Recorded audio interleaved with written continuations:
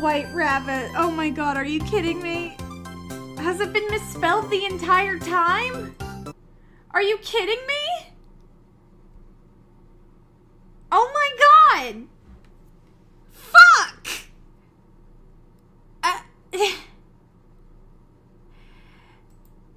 I don't even know what to say to that. Fuck! Oh no! Oh no! Anyway, hi. We got whatever. I'm thrown off. I'm thrown off my game. Shit. Well, I gotta find. Where's my? There it is. Yeah. Wait. Put it up. Hi. Give me just a moment. Getting everything in order. So, yep. This is gonna be reacting drawing stream because I got anyway. Oh, special guest star. Yay! Yay! Raven. Hello. Special guest it's star. It's me. Raven. Yay! How's it going, everybody? Yeah. Hi. Wow. I need to figure out what I want to draw first. Yeah. I think. Wait. Oh shit. I've lost. I think Magical Girl. 2020 alt magical girl design. I don't even know what that. I don't know what that means. Neither do. What do you?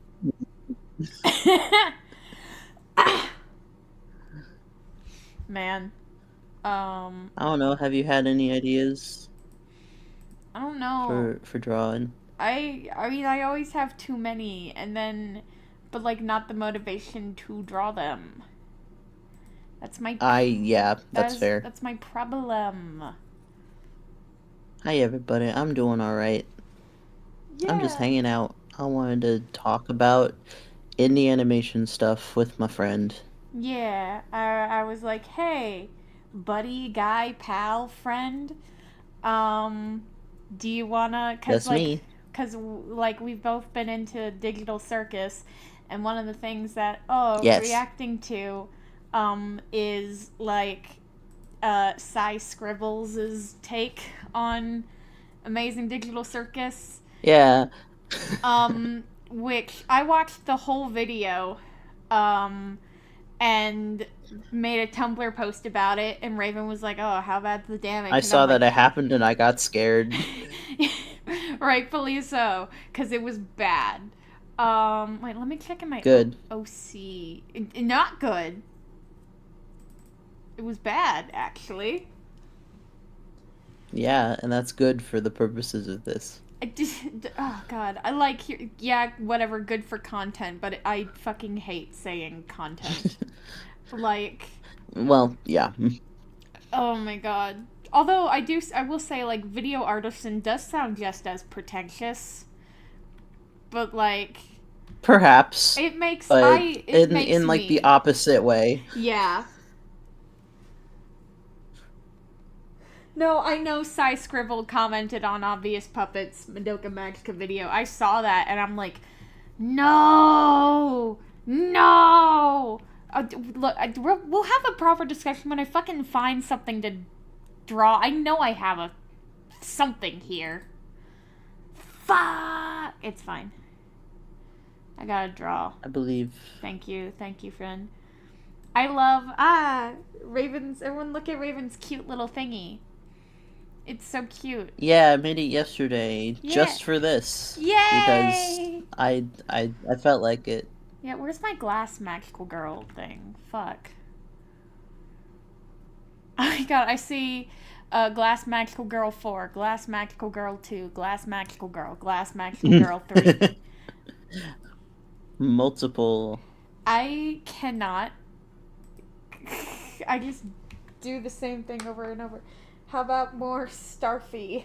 Starfy can happen another time. This, I made an executive decision. Because I was like, okay. Oh, wait. Ooh. Oh, yeah. Oh, yeah, I remember this one. And then I also have the Alice Seeker, but I need to call it something different, and I need to call it not Poe Seeker, because that's stupid. Yeah, it's Kaleem's birthday. I saw. I love the login things. Let's get fucking 20 free polls. Hell yeah. Wait. Okay, so firstly, let me get my little distractivision. Ah, shit. Wait, how am I gonna... Okay, wait. I can do this. I can share it.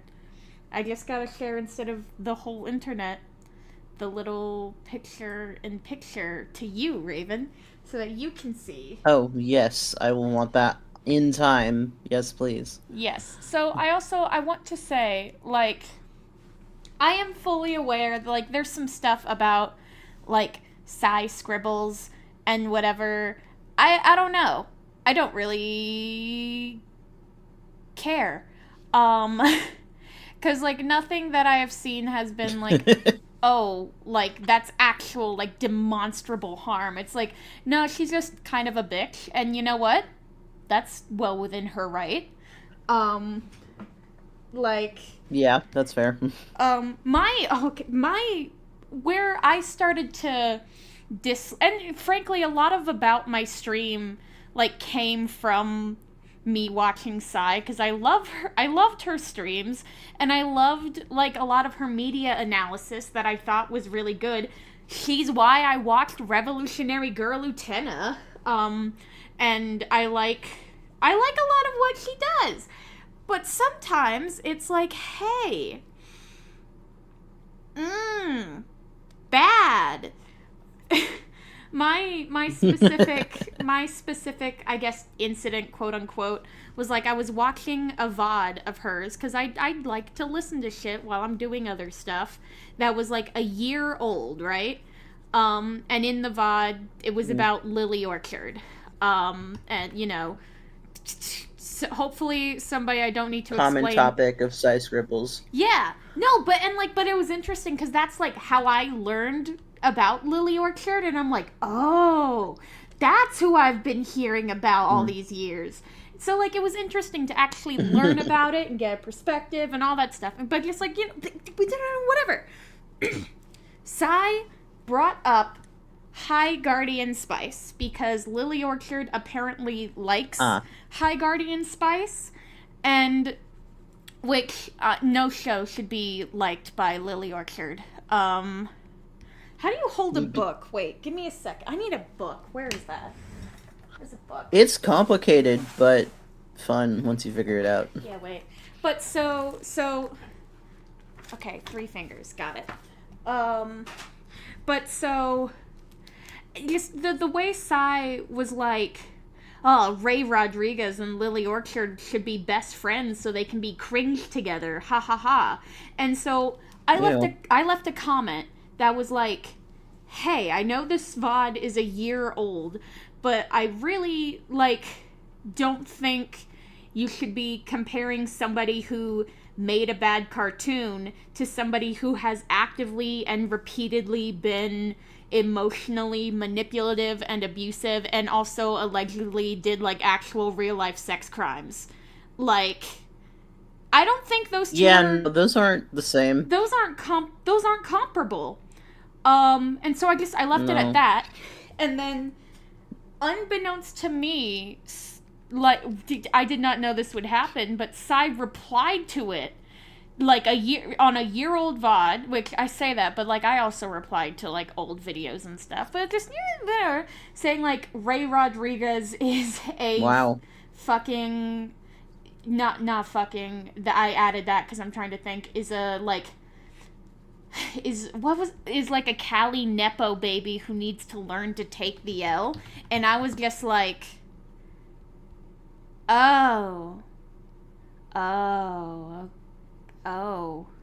That's a loaded statement. That's an incredibly loaded statement. What the fuck do you mean a Cali Nepo baby?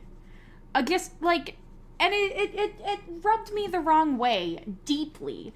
And it's also just baffling, because how is this person who has such good, like, media analysis and stuff, how do they say something so blatantly wrong and cruel, frankly? Like, yeah, High Guardian Spice was, like, not the greatest, but for the most part, that was due to, like, circumstances around Ray. Like, holy shit. Oh my god. But yeah. So then I kind of started of some kind. Disliking Psy. Anyway, that was a long ramble. I apologize. Psy made an opinion about the amazing digital circus. And I already knew, like, she wasn't really into the series like a lot of people were, which is fine. But then the finale came out, and she was like, so that's what we're talking about. Yay. Yeah. I could never connect to the amazing digital circus. I mean, I tried.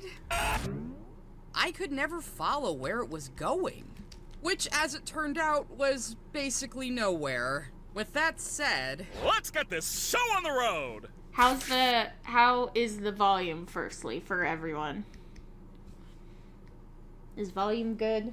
It's fine for me. Yay. Is volume good for crowd? It might be loud for other people. I don't know. TikTok I had my Discord turned down a little bit, so it might be louder for other people. TikTok saying that Jax being a trans girl is forced representation. I fucking hate TikTok so goddamn much. Well, TikTok is rude. And also, don't listen to them. What is up with people saying this character in a show made by a trans person being trans is forced representation? Like, what the fuck? Like, it's fucking... Anyway, volume's good. Cool. Let's go. Yay.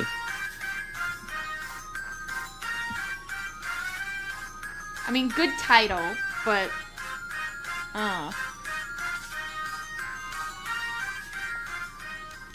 Now, I don't want to come in here acting like I knew it was bad all along. Beyond my basic issues with the pacing and the show seeming to not be able to decide if it's going to be episodic or story-driven.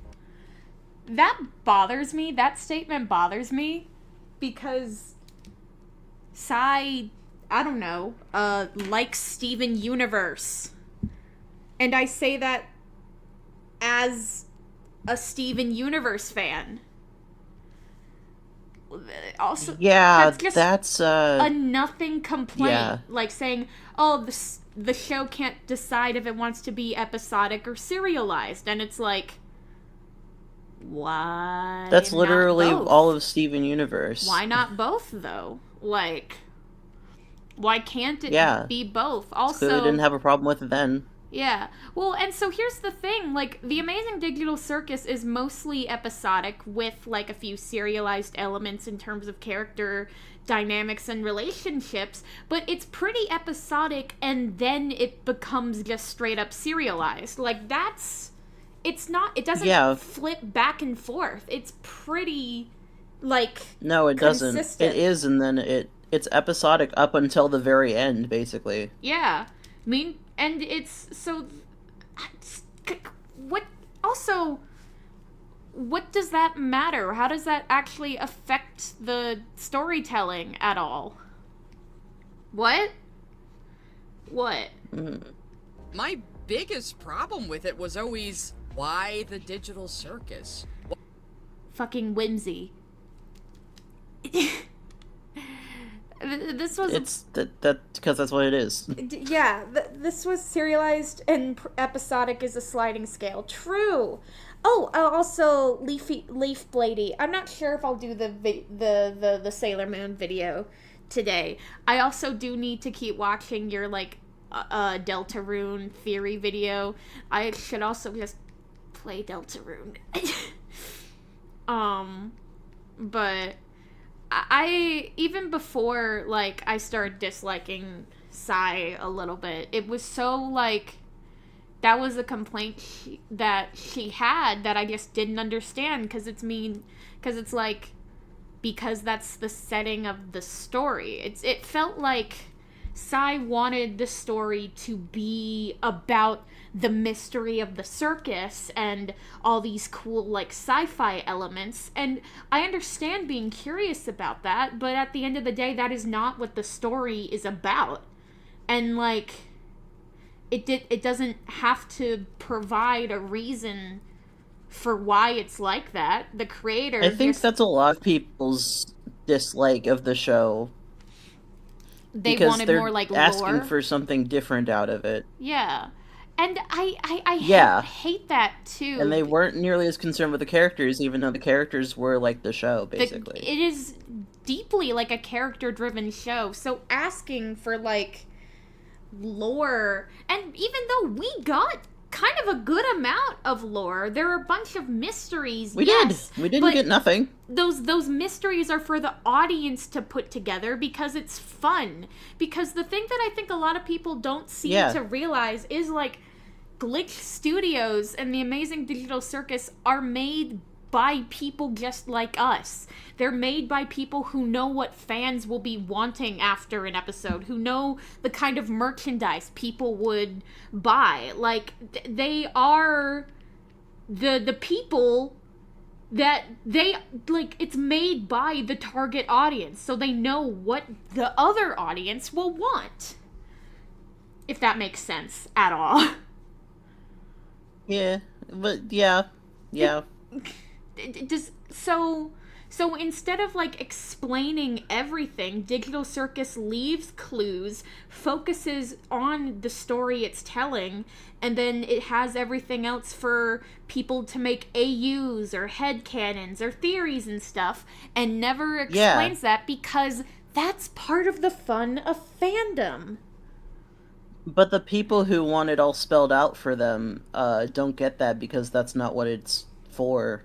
And it's so... So they're mad. I did see a post from, like, Demily, who's, like, a cool VTuber person, also on Tumblr, that was like, the Amazing Digital Circus was never meant to be mainstream. It was made for queer 20-somethings on the internet who watch hour-long video essays about Utena or some shit. And it's like, yeah.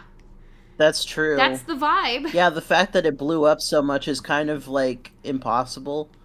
So...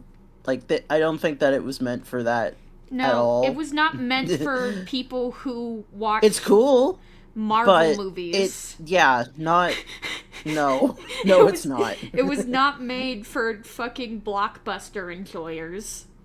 It was made for weird gay people on the internet. It was made for weird little guys like us. Yeah, exactly. I also want to say, I do...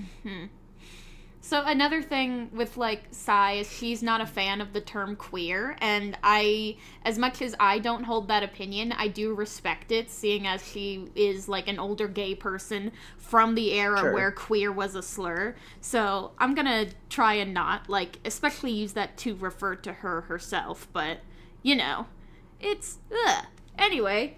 Yeah. Whimsy. Why this setting to tell this story? Digital Circus is Digital Circus. I'm someone who kind of watched the pilot and was expecting something a little closer to Don't Hug Me, I'm Scared. I was willing to put aside that disappointment and give the show a fair shake and just watch it and see where it would go. Unfortunately, I could never tell where it was going, and that made me really unable to click with it because the story structure just made no sense to me. However, I was very open to the idea. That's odd to me, because part of why I liked it is every episode left me going, where do we go from here? How on earth do you... Yeah, that was the part that I thought was the most interesting. Like, how do you move forward from something like that? Every episode was like, what the hell is gonna happen next? I quite enjoyed that aspect. Yeah. Because... And it was interesting for the characters, too. Like, I'm trying to think. Like, after... Was it episode the Untitled episode where they do a bunch of flash adventures. It seems like Ragatha gets like a little moment at the end where she's watching like Gangle and Zubul walk off, Kinger walk off, Pomni walking off with Jax, and we just kind of linger on her for a moment, looking distressed and scared, and it's like, oh my god, what's gonna happen? And then the next episode, hey, guess what? We see that like the character interactions. Yeah, and then we get the payoff in the next episode. Yeah, and the character interactions are still there in like, yeah, Pomni says, yeah, I'm not really into softball, and it like increases her insecurities, and so there was still like something going on, but I don't know. Fuck. I liked it. I liked that structure. You don't need to be able to predict where a story is going. Just like a story shouldn't be completely unpredictable, it doesn't always have to be predictable. Just vibe with it, man. I feel like even in terms of just story structure, like, I feel like that she was trying to get something out of it that it wasn't. Like, it didn't have, like, a perfect beginning, middle, end sort of thing. But, like, that wasn't really the point. Yeah. It was just, you're going through a story, you're going through an adventure. Once the adventure is up, it's done. Yeah. And there's a little bit of, like, oh, well, what do the characters think after that? What's going to happen next? Like, that's a story structure. Yeah. That's it. Like, I don't know, it feels weird. That's episodic, and then it turns into a linear thing, like we talked about.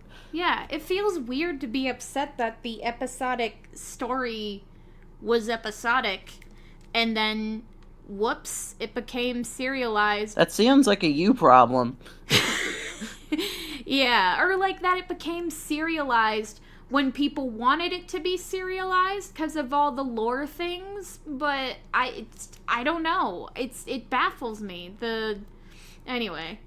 Ellie could do something that would recontextualize the rest of the show and make all the earlier episodes make sense in one cohesive whole that would enrich all the previous episodes on a second viewing. Unfortunately, that did. That absolutely happened, because I've been kind of rewatching Digital Circus, and there are multiple times where I'm like, oh god. Oh my god.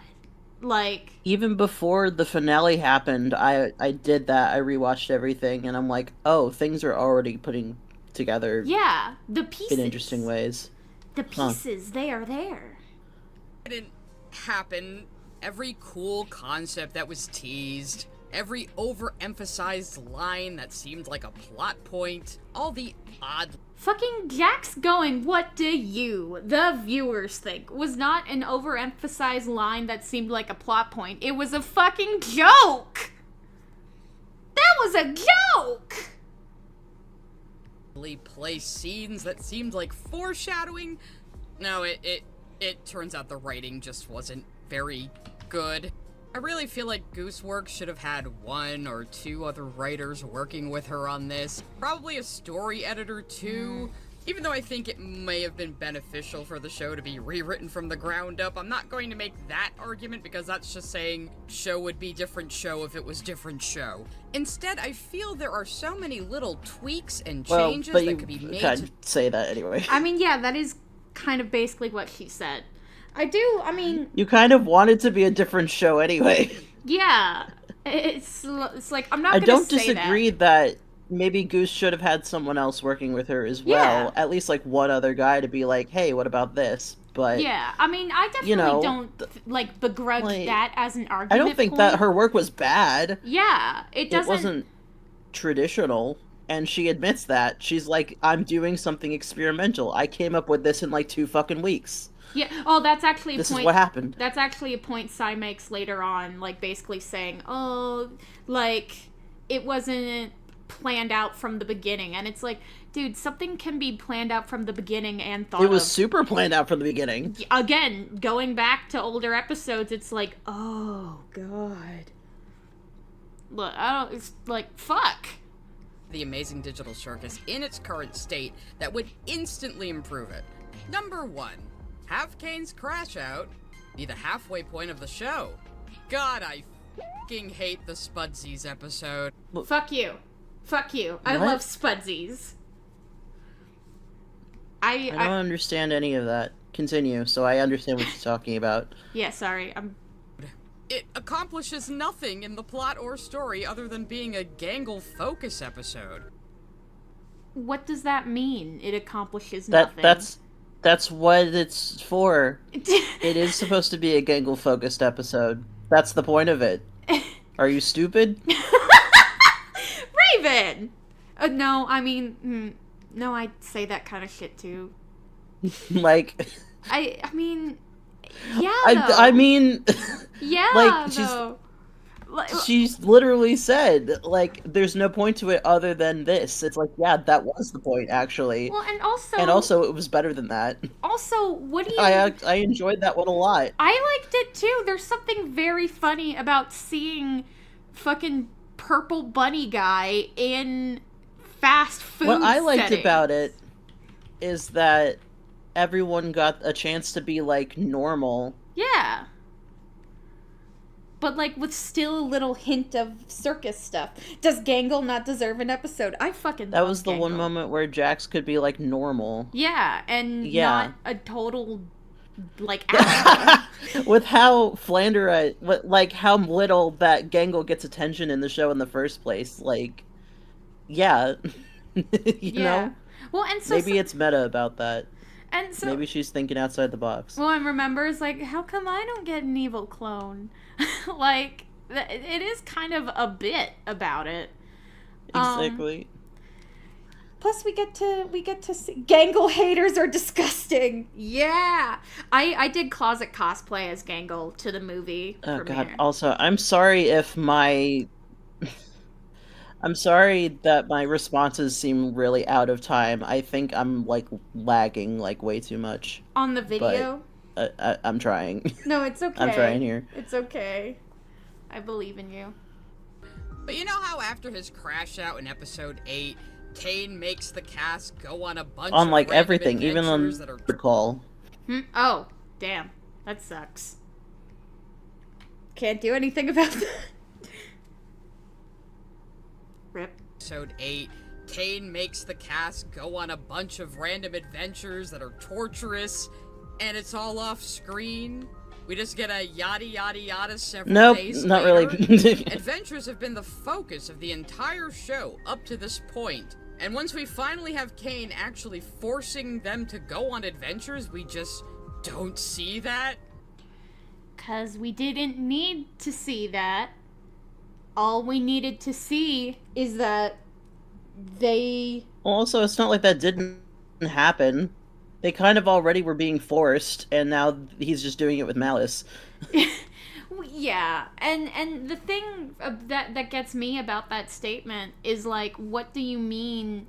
Like, we don't need to see the adventures they're going on. We just need to know that they're kind of kicking their asses. Like, Kane was like, you didn't pick up on the context clues, you idiot. Because beforehand... Sorry, I'm getting water. Everyone hydrate.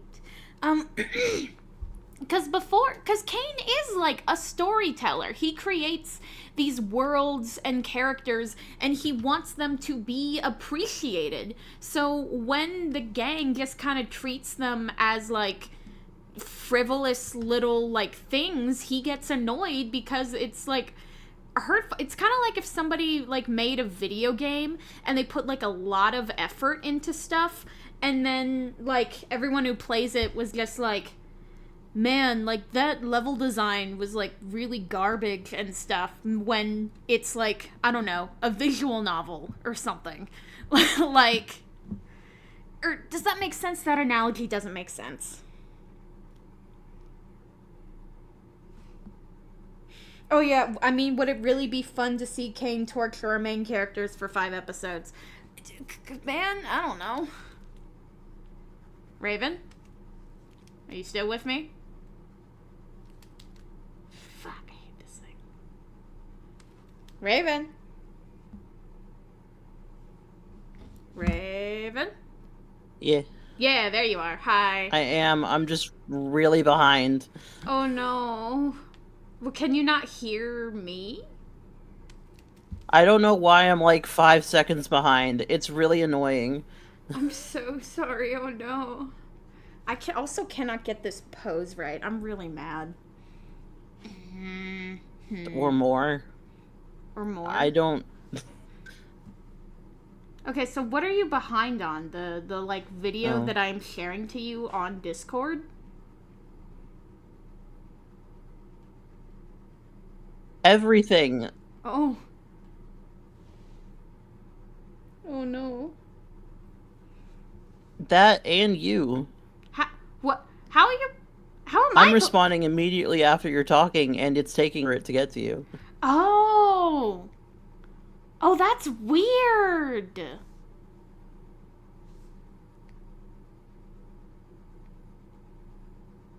And it keeps cutting out. So, like, I don't know. Oh, that's weird and strange. I don't know. It's really annoying. I'm so sorry, friend. Oh no.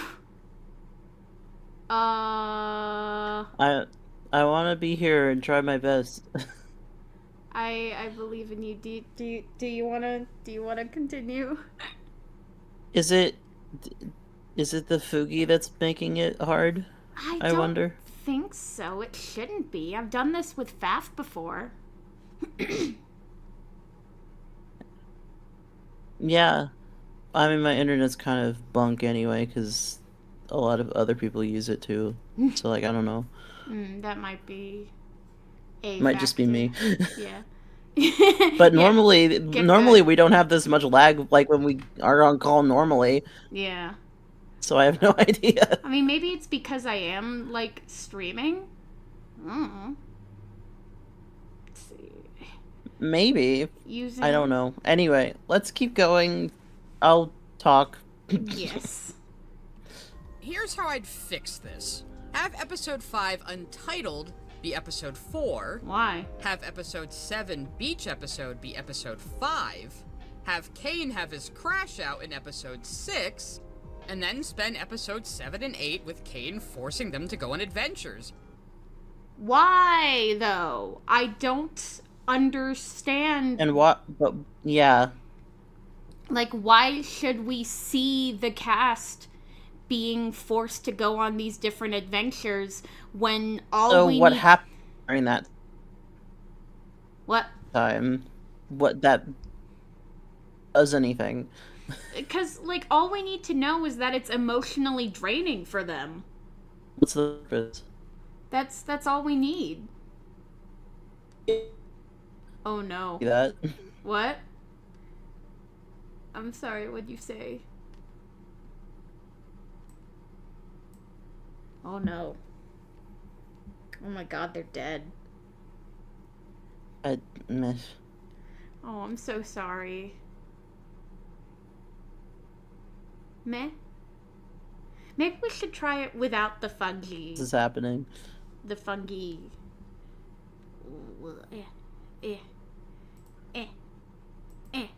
Hides them. Is it any better?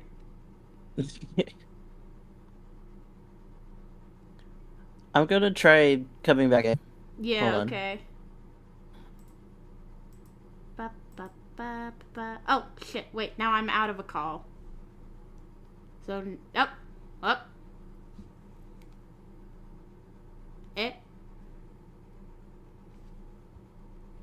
How would the beach episode have made sense if you didn't know about the stuff Jax likes is? Yeah. Oh. What? I was reading chat. Oh. I thought maybe me watching stream earlier was getting in the way. Oh. And it didn't. Damn. Yeah. Yeah. Can you hear me? Yes, I can hear you. Fuck, I hate this. Oh, god damn it. I don't. Ah! It's still really laggy. Oh no. Wah.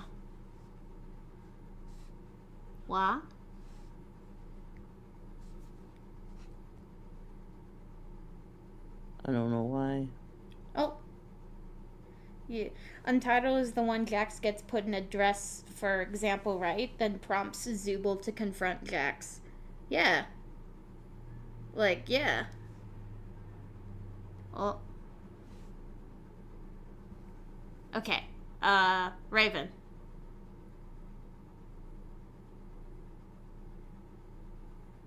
Yeah. Okay. That took, hot. Fuck, shit, dropping. Huh.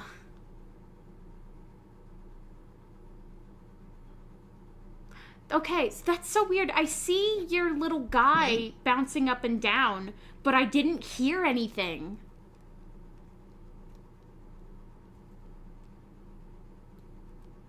That's so weird. I don't know. Fellas, we gotta save Raven from the Shadow Realm. It's true. We gotta save him. You gotta save me, dude. I'm drowning over here. They're in the void. I don't know how to save you. I would if I could. I'm being got by glowing. They're pulling me into the cellar. No, as we speak. Not the Gloinks. No. I loved the Gloinks, dude. They're so... Those are guys I would make up. I like that they stuck around. I do too. And They're fun little guys. You should make some. They're so perfect for making little trinkets. They're so shape. Literally, because they're shapes. And you? I like shapes. Anyway. One of which could be the Spudsies episode. You wouldn't even have to change it that much. And then that episode could do, at least 2 things at once. No. Okay, wait, no, that doesn't work, because the Spudsies thing was a suggestion from Gangle, and if you throw Spudsies into... Is Raven abstracting right now? Hey, Raven? Are you abstracting? I'm not in enough despair to be able to do that. I've just got hit by a slowness.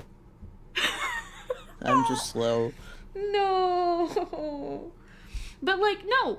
Putting Spudsies in the Rapid Cane Adventures doesn't work because it is a chill, low-pace adventure that was suggested by Gangle, and if Kane is in his villain arc, whatever I hate that I just phrased it like that, and if Kane is, losing his mind and making them do all these fast-paced adventures to, torment them, it doesn't work! The context isn't there anymore. Yeah.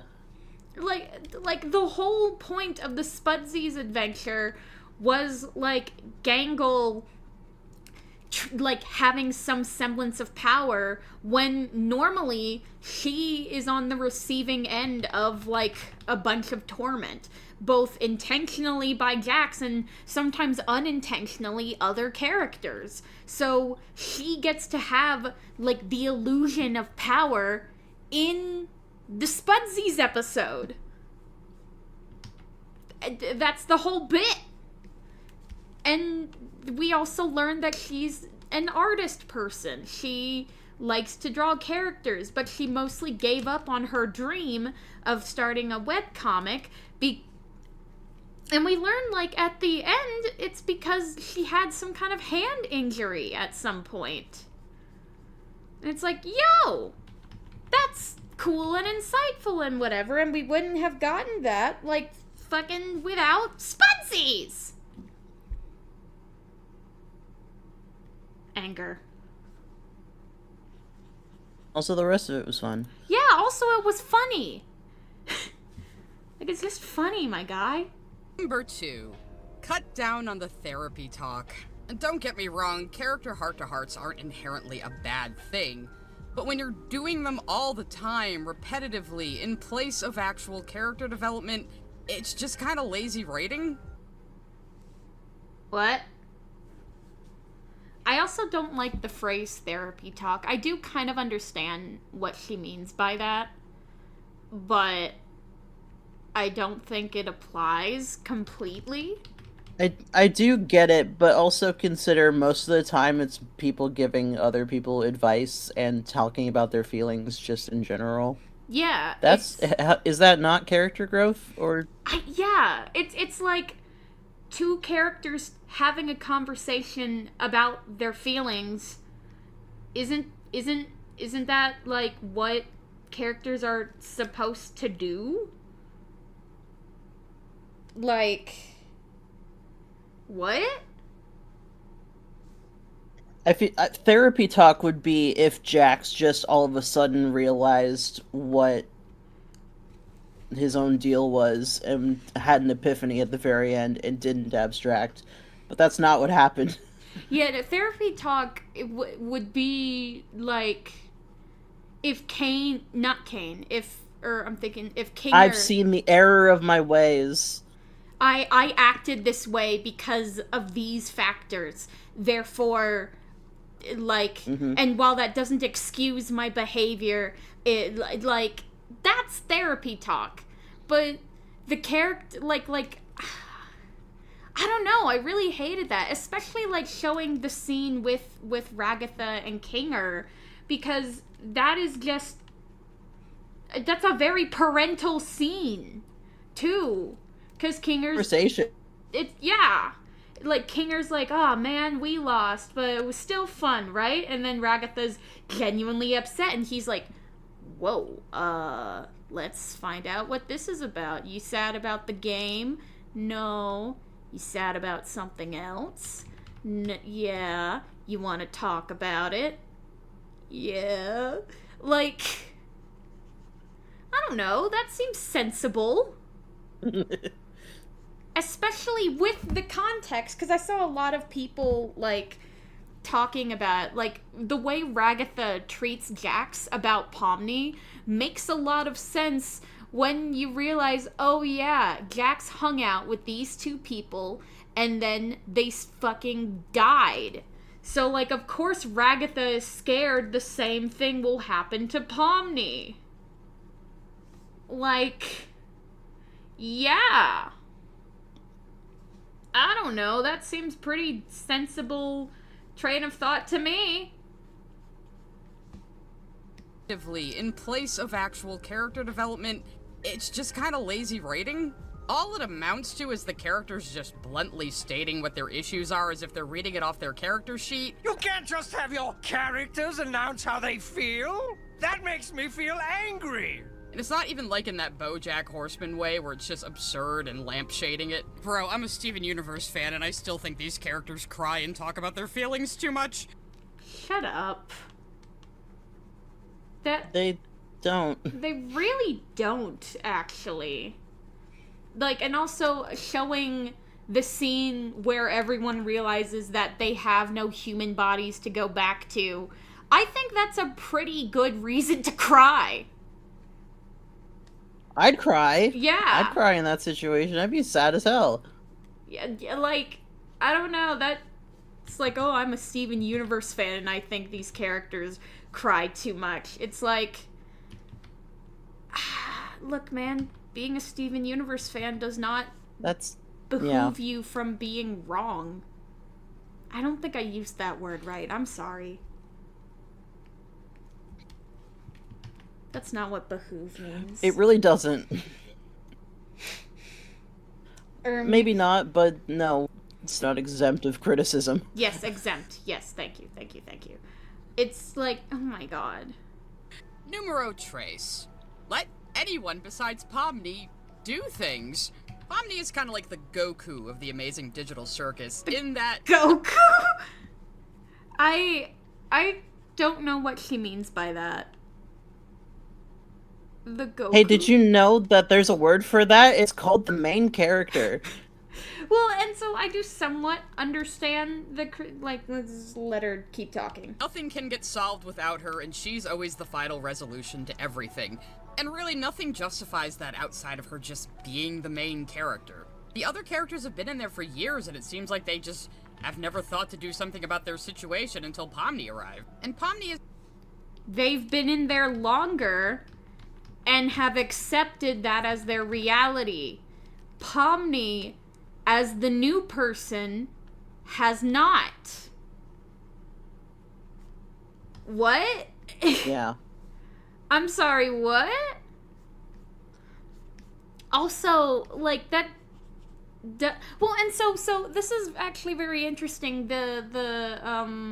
Like, kind of homage to I Have No Mouth and I Must Scream, which, like, there are 5 characters in that story. 5 characters trapped by Am in this, like, never-ending hell and torment, right?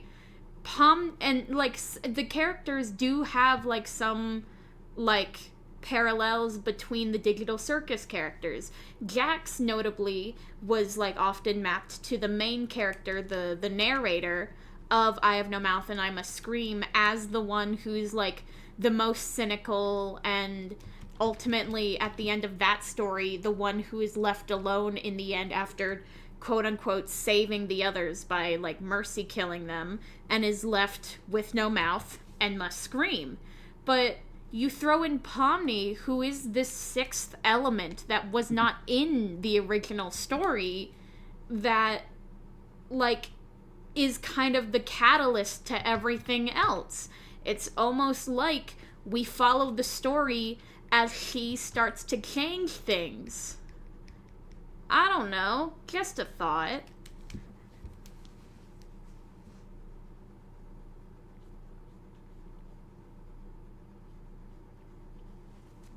I agree with that. Yeah. Thank you. Thank you, friend. Alright. Set up as a good audience surrogate. You know, the character who has everything about the world explained to them and learns things about the world alongside the audience. But outside of that, she has no arc and barely any characterization. Her personality seems to just ping-pong between whatever she's needed for per episode. I hate that as, like, a criticism. 'Cause it's like people watched the first... I don't think that's necessarily true. People watched the first episode and just thought that Pomni was supposed to be an anxious, nervous wreck forever. But, like, it's very clear, like, she gets more confident and more comfortable the longer she's in the circus. Especially after her conversation with Kinger in episode 3. Like... Yeah. She's relaxing a bit. She's getting used to things. She's not, like, an anxious, nervous wreck. And also, I think it's important that, like, a lot of people have been like, oh, why is Pomni's, like, specific trauma thing in Kane's big crash out, like, Gummy Goo and his gummy guys, like, attacking her as semi-realistic gummy alligators. And it's, like, because she didn't have, like, major trauma before coming into the circus. Like, obviously she has insecurities and such, but she's not, like, she doesn't have any major issues. Girl is the only one in this place that isn't mentally ill. Yeah, other than just the generalized anxiety of being stuck in a thing that you weren't expecting to be stuck in, and a generally normal seeming life, the only real traumatic moment that happened with Pomni was trying to establish a genuine relationship with Gummy Goo, even though he was a NPC type character, and then just feeling like she finally had a friend, and then he just fucking explodes and dies.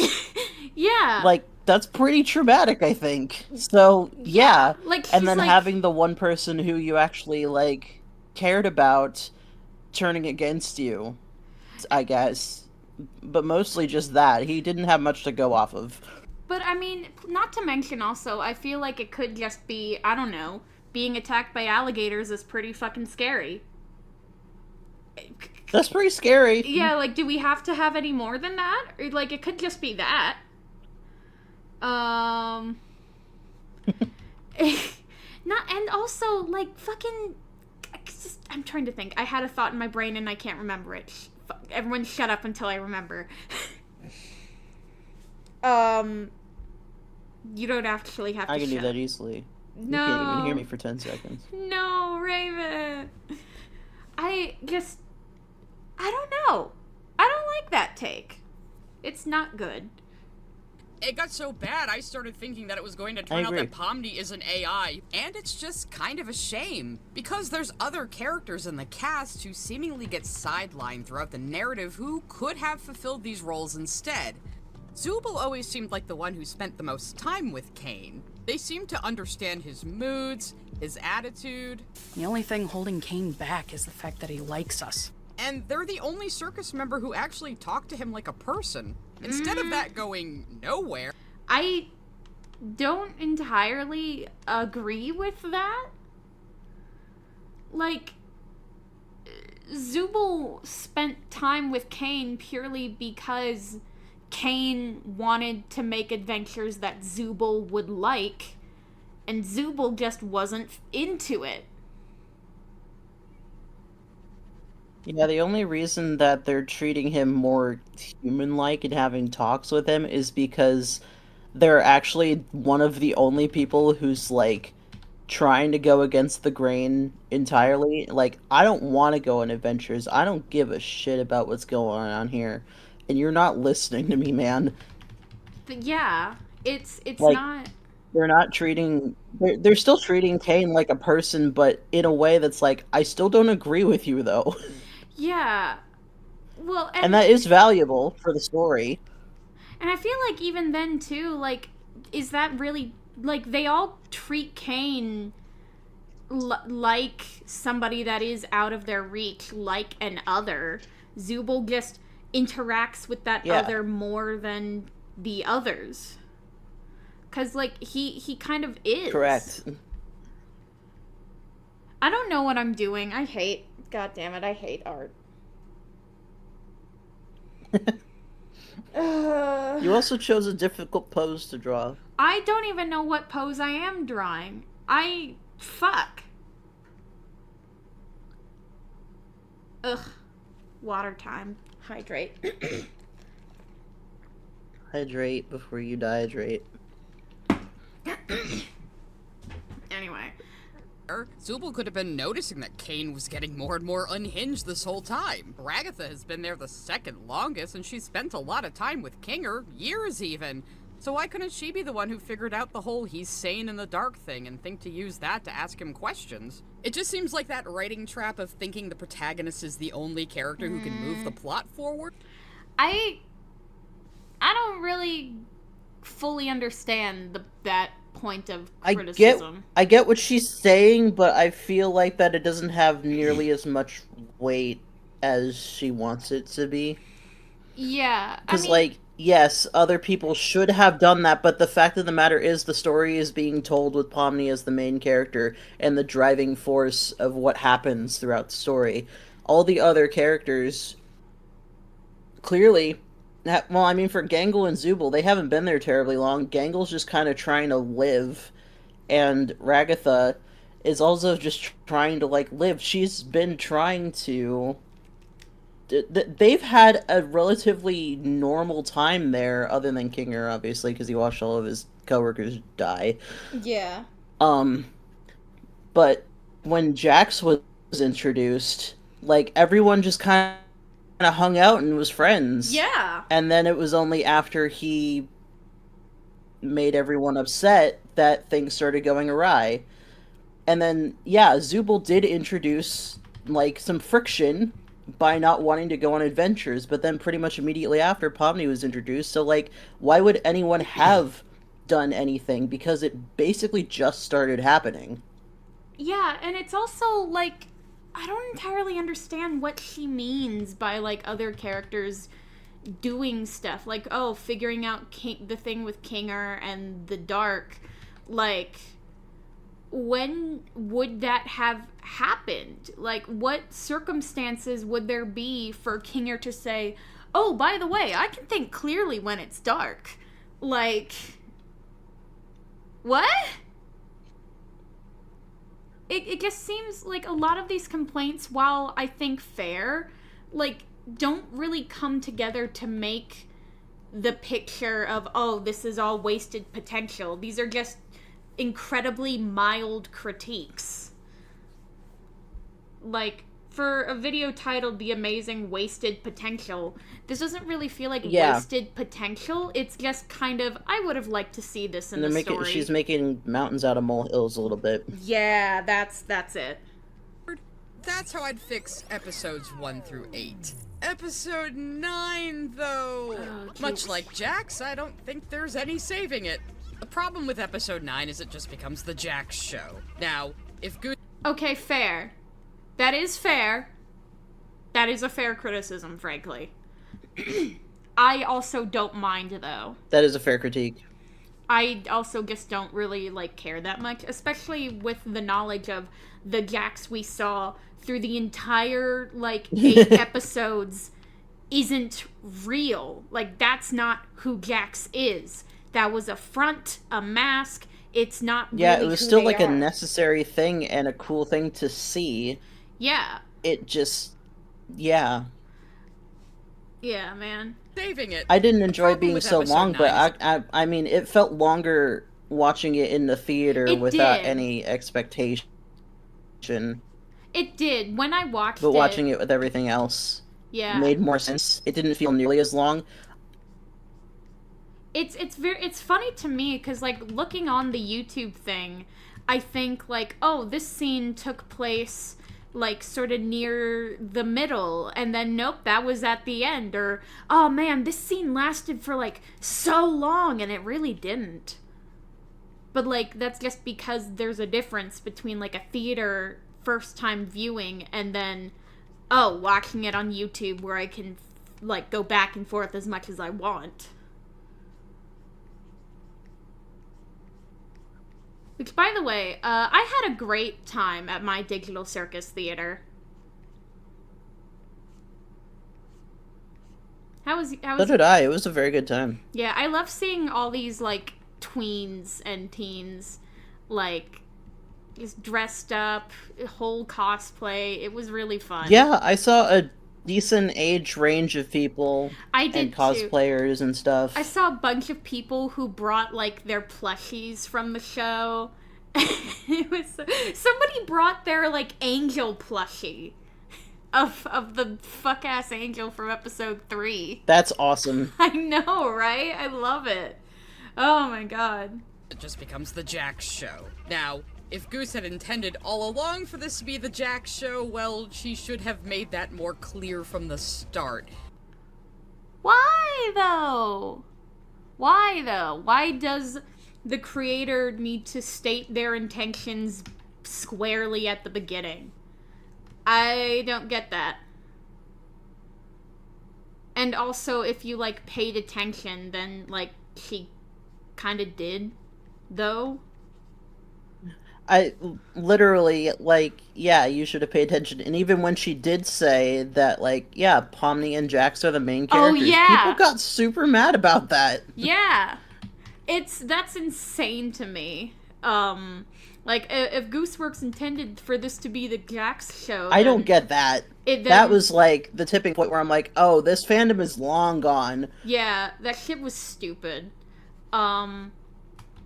But also, like, I don't know, maybe all the and, like, you know, not wanting to cite outside media is fine.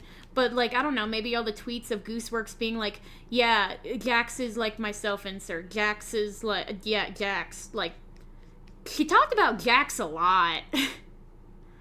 And all the doodles and stuff. Yeah. Yeah, and everyone else talked about him too. Yeah. But clearly he had...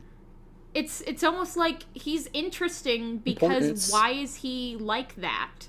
That's kind of the whole, I don't know, point? If you didn't like him, that's fine. Yeah. He was still important.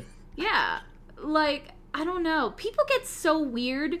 Like, I've seen people say, like, oh, they don't like bully characters because they were bullied. And as somebody who was also, like, fucking bullied too, like, yeah, no, that was just emotional abuse from my peers.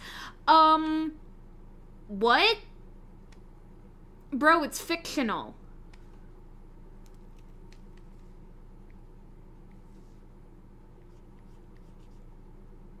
Yellow? Raven?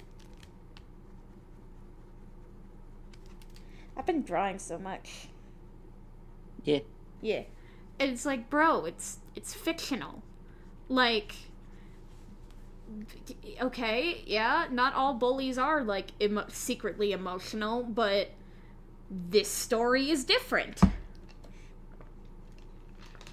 It's like, ugh. The pilot of Digital Circus really gives the impression that it's Amazing going to be an that ensemble a character is cast. different from every other character. Yeah. Pilot of Digital Circus really gives the impression that it's going to be an ensemble cast, with Pomni as our protagonist and Ragatha and Jax as her deuteragonists, making them a sort of main trio.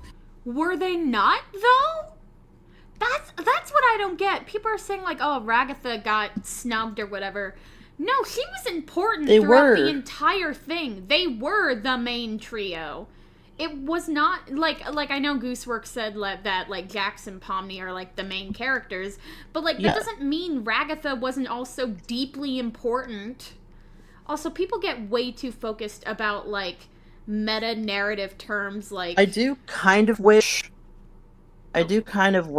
that people, like the other members of the circus, did get, like, more interactivity, but it was also kind of the point that they didn't interact with each other as much.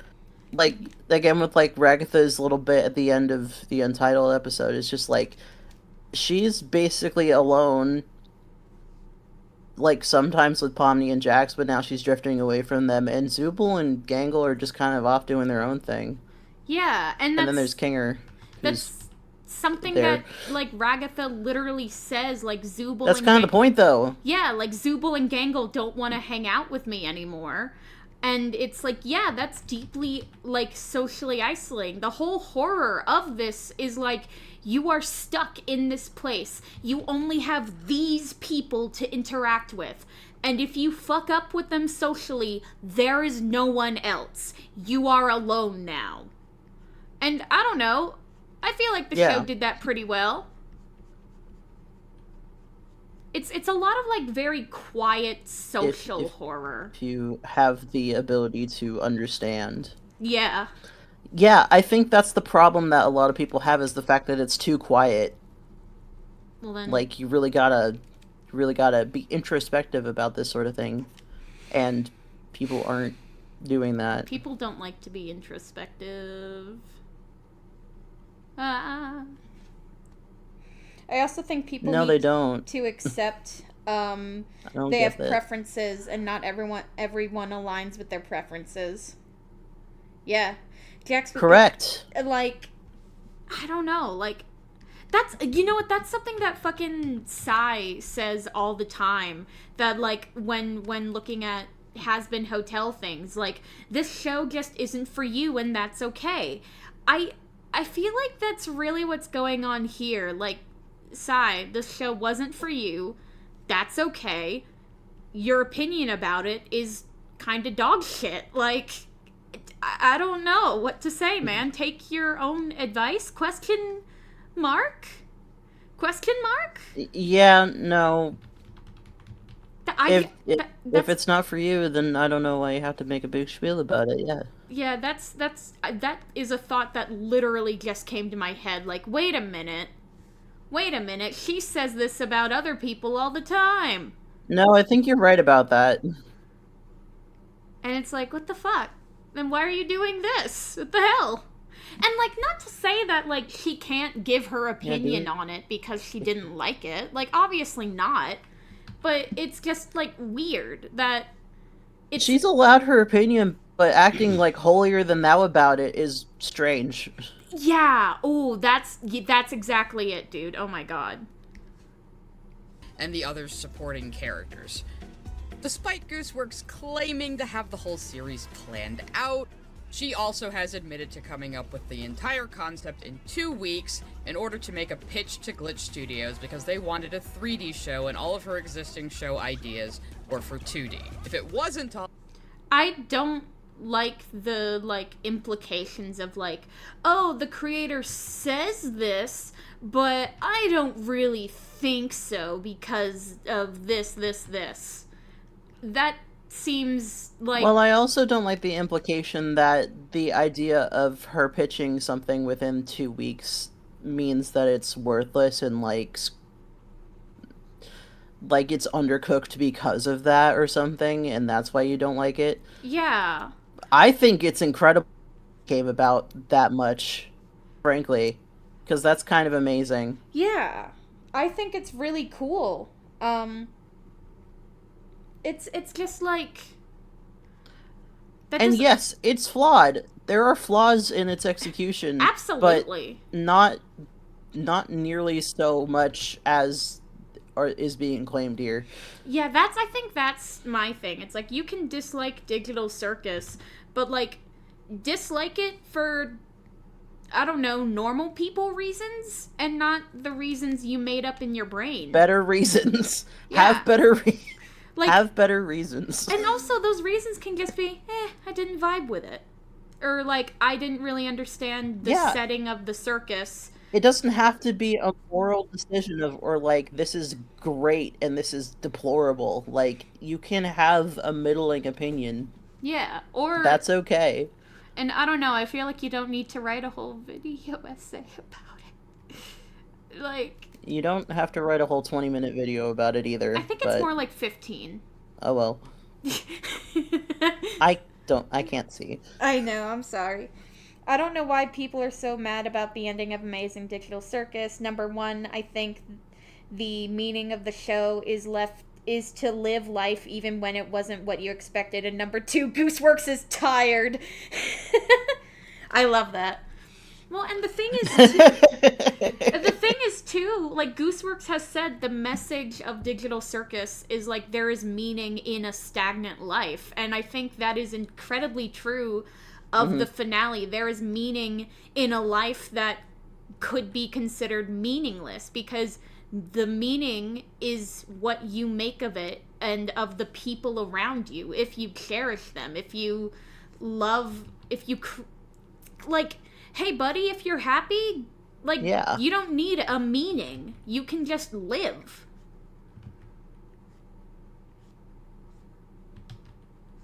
Yeah. And it's like, yeah. I also like that and I don't want to, like, constantly compare it to I Have No Mouth and I Must Scream. Also, love everybody. Give people love. Yes. Because they need it to be happy. And also love yourself, or else you will, like, destroy everything around you. Yeah. Love yourself, or else. You will destroy yourself and also around you. and get, like, at least 2 other people to kill themselves. That's a bit of a... No! No!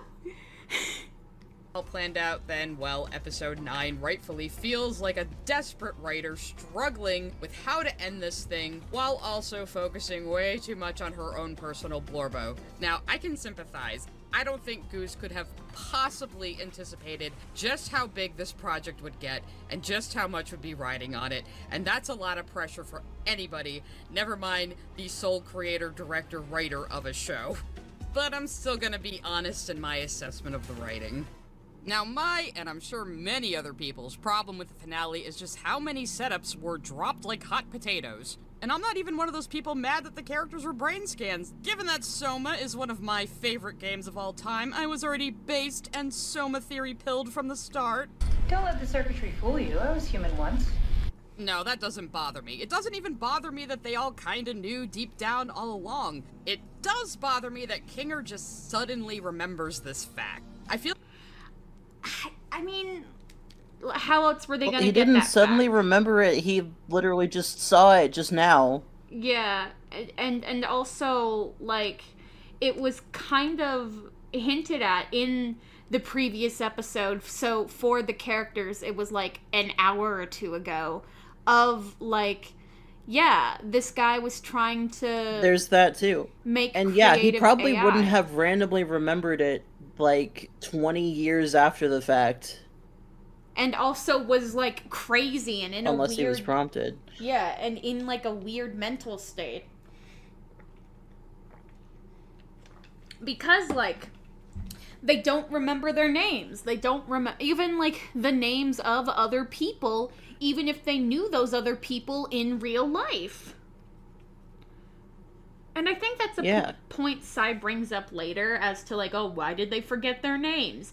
And it's like, it doesn't really matter at the end, because it's just, like, another element of sheer existential horror of, like, oh my god, what is my name? I can't remember what my name is. Even though you have memories of your life outside, you can't remember something so fundamental. It does work well for the ending.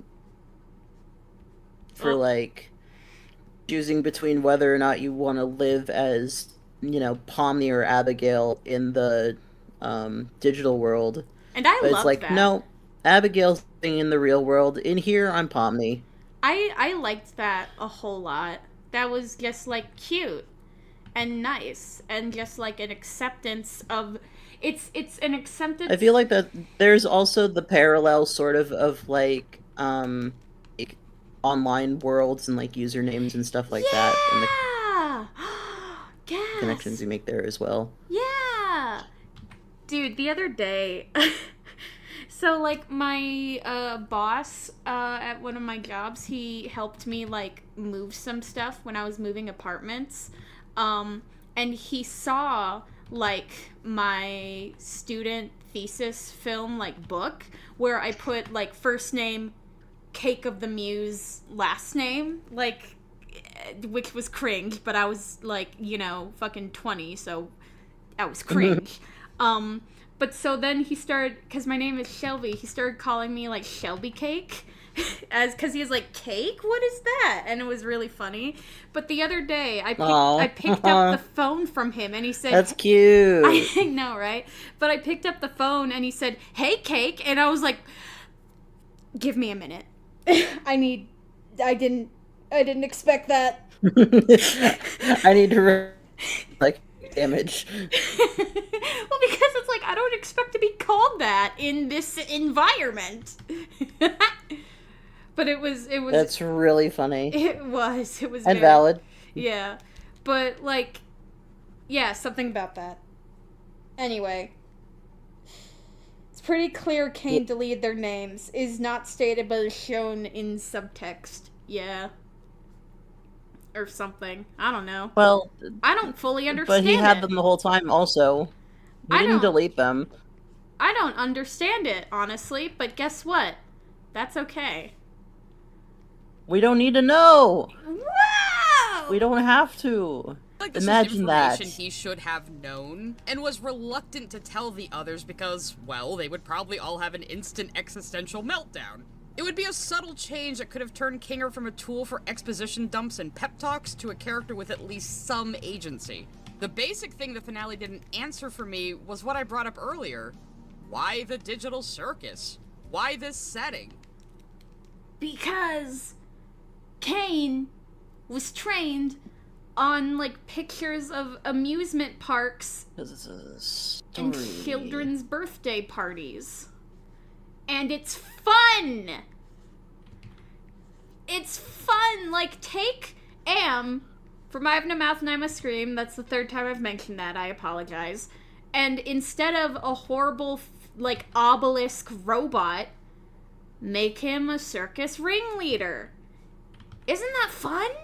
Isn't that funny and cute? Ah! Why does Kane think that this is his purpose? Making adventures is my art! Because he's literally a creative AI. Why does he think it's his purpose? That is his purpose. That's because he was literally made to do to do that? The fuck? I say that, I've already watched this video. He was literally made to... That's what... It's not a thing that he thinks. It's just true. Yeah. He can't really do anything else. Something is wrong about the proportions on this, and I don't know what. I feel like the legs are a little, like, too small.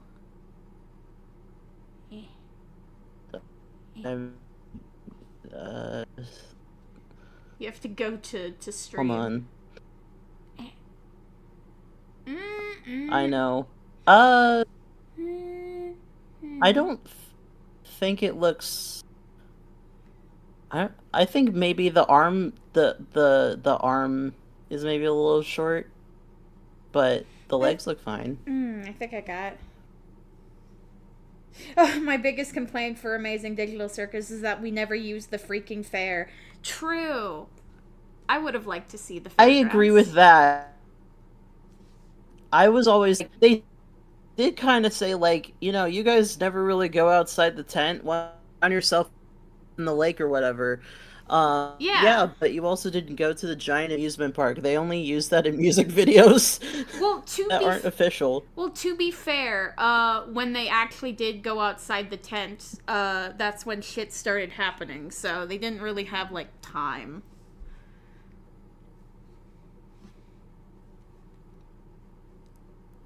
I mean, that's true, but at the same time, like, he never really made use of it. In his adventures? Okay, that's fair. So that's a Kane blunder, a little bit. Well, I mean, for me, it feels like that's the hub world, right? And you know how in hub worlds they have, like, other little bits and stuff? I feel like that's kind of what it is. Yeah, but he never gave them a chance to even go out there, though. Well, in the tiny bits of downtime that they have, they're like, I want to fucking sleep. I want to eat a food and, like, talk. I don't want to play game. I think that's just kind of a character flaw with Kane, then, though. It is. It is a character flaw, and that's cool and interesting, it's but almost like I did also want to see more of that part of the world. Yeah. Yeah, I feel ya. Because they made it. Yeah. This is why I was created. This is my function. I just wanted to fulfill my purpose. CNA didn't make games after all. No, we didn't make games. So why is it a circus? Why is it a game?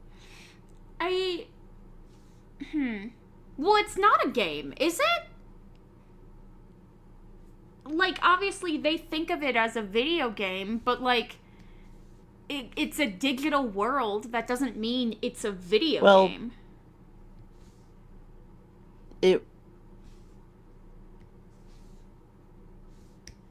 Oh god, I think Raven died. It kind of evolved with Kane to a game. Yeah. Sort of. It is more of a digital world that he makes games for. Yeah, so, yeah, that's a good way to put it. But also, it is that because it's fun and interesting. Shut up. Yeah, that too. Well, because Kane said that they were trying to make creative AI. And before continuing there, not fucking generative AI that we have in the real world. Do not make that fucking comparison. Kane is not that. No, it's different. It's like, I made this comparison to Raven the other day, but some people making the comparison of, oh, so this happens and the creative AI gets a happy ending, whatever. It's like, no, that's like if somebody watched Star Trek The Next Generation and complained about the onboard AI, like, on this spaceship that is responsible for the lives of, like, hundreds of people, and it's just data. It's like, oh, it's almost like AI characters have been used as metaphors for being human since the dawn of science fiction, you fucking idiots! Sorry.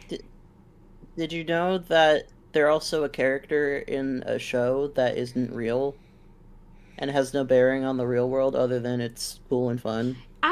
My deepest frustration with generative AI is just how much harder it is to talk about, like, fiction and video games. Like, when people talk about character AI, like, other people immediately jump to, oh, like, AI, like, and it's like, no. The entire term of AI has been tarnished because of Gen AI. Like, there are purposes for it that aren't evil, like, and inherently. Stealing water. There are good applications of stuff like that, but yes, generative AI, as we have it, sucks ass. the idea of a character in a story being a digital, like, artificial intelligence, literally, that is being... Well, that's the fun thing. It is actually being fed prompts, so it has only internal things and isn't stealing people's work, so it's actually more ethical than the stuff we have now. Ain't that something? Yeah. I don't know. That's a take that bothers me. I see someone make it's not an argument, but it's very funny, actually, to be like, considering the fact that the building of CNA is literally said to have been abandoned, and the fact that the digital world is still active and can connect to the internet a little bit, that means that somehow it is still being powered by electricity. Yeah. And someone was just like, yeah, Kane is just so fueled by autism that he's running it on his own. He's his own power source. I do love that. He's his own power source. He's so powerful and so creative that he's like, I'm gonna keep this going no matter what. Yeah. And I'm gonna make my own electricity. And I think that's something that Sai brings up later in the video, because I watched it once and then I was like, oh, I gotta talk about this. But where she's like, oh, does that, like, what do you mean, like, how is there still electricity on in the building, and blah, blah, blah, blah, blah. And, like, all these, like, kind of minute I don't know, because details. it's funny. Yeah, because it's fun. And because the story isn't about that, actually. It's about these characters and the humans and the interactions. That is the main thing, is that it's not relevant to the story. Yes, if you want to be real in, like, a realistic sort of situation, like, yeah, that is a weird thing. But at the same time, there's, I was going to make a joke, but I forget what the term is now, but it's like, the suspension of disbelief, that's what it is. There's something called that should be applied more frequently, and I feel like people are forgetting what that is. My dad does that all the time when we watch movies together. He'll just be like, oh, why are they doing that? And I'm like, it's called a fictional movie. That's sometimes things just kind of happen. Yeah, it's almost like things... You don't have to question literally everything. Sometimes it happens like that because it's funny and interesting, and you don't have to think about it all the way. Things have to happen in order for a story to be told. So... Isn't that something? Shush! You're only making the joke take longer.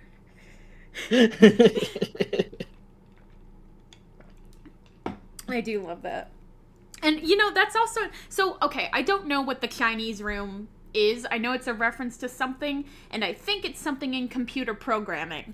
According to the Tumblr post something about that, yeah. According to Tumblr posts as far as after. I can think, it's like, just the inherent thing of, like, AI or computers generally aren't able to actually parse language or human thought, because it requires too many layers that something that can compute can't understand.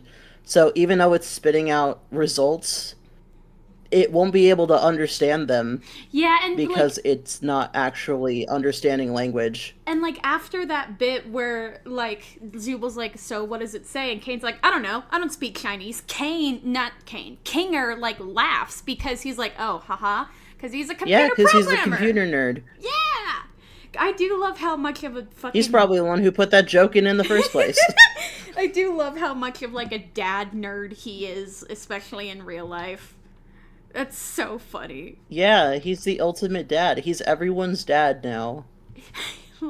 He's everyone's dad. Fuck, that would have been another joke I could have done. Because on Father's Day, like, right before going to bed, I made a post that's like, Happy Father's Day to my dad. And it was a picture of All Might. And then I was thinking about it. And then the next day I was like, wait a minute! Oh, also my other dad. And then I posted a picture of Lilia, like, Twisted Wonderland. And I should have kept the bit going and be like, wait! My other dad, Kinger. You have at least 3 dads now. I just want to see those characters in a room now. God, that,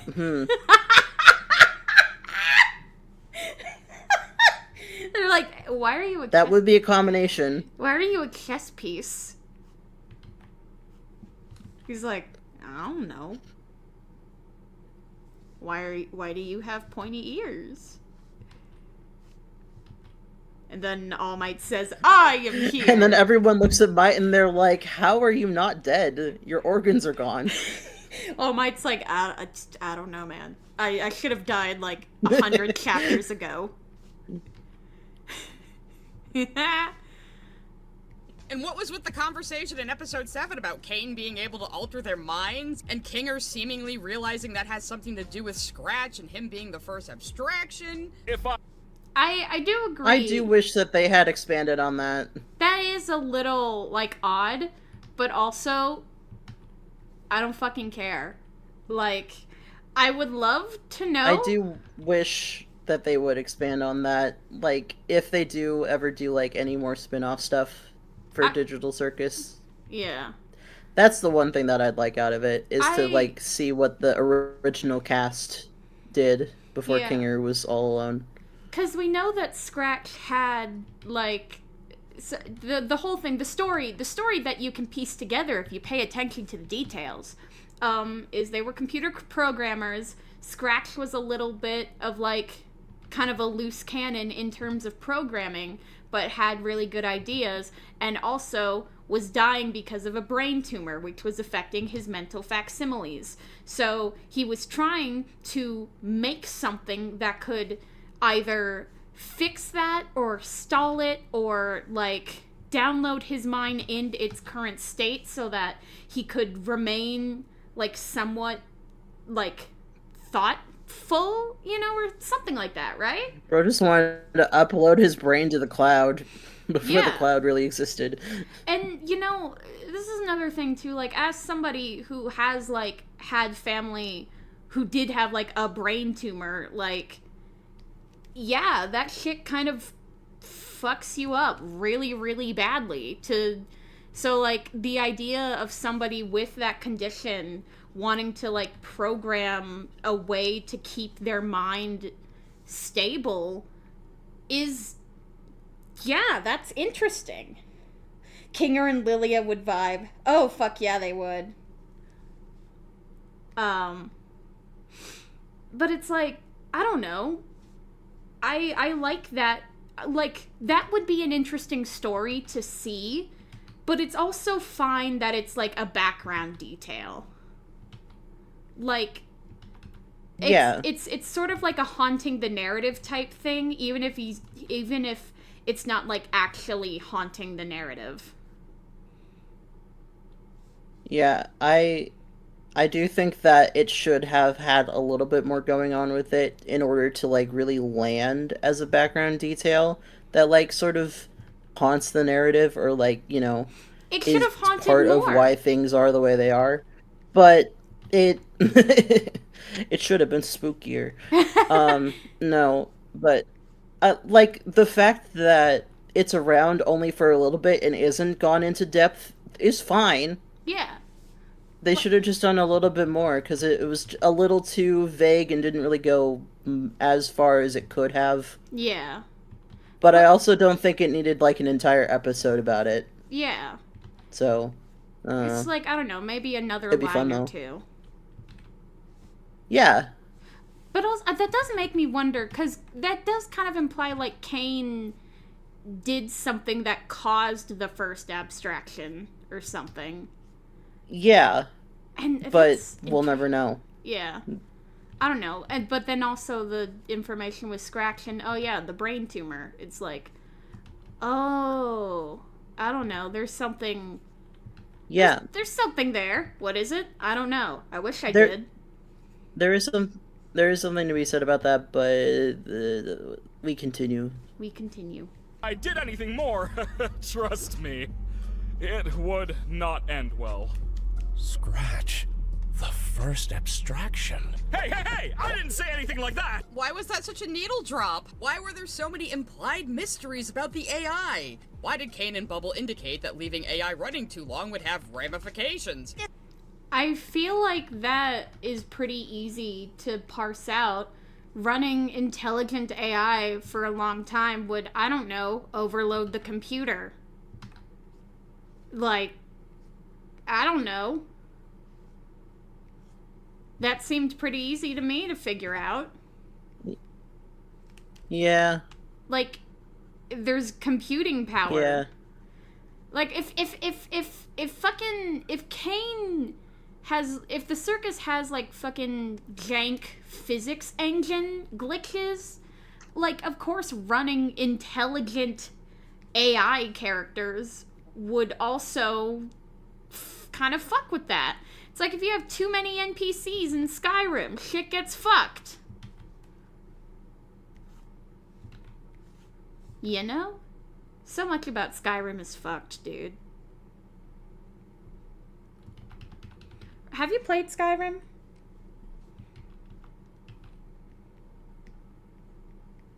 Oh, they're dead again.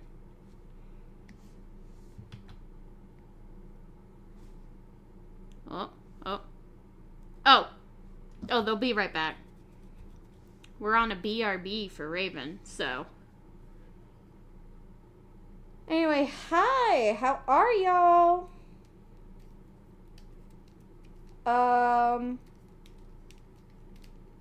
How's everyone doing?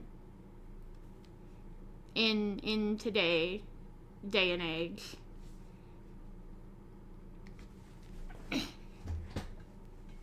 Oh yeah. I need to whoop. Anyway, so this is my drawing so far. I'm not the happiest with it, but you know, it's fine.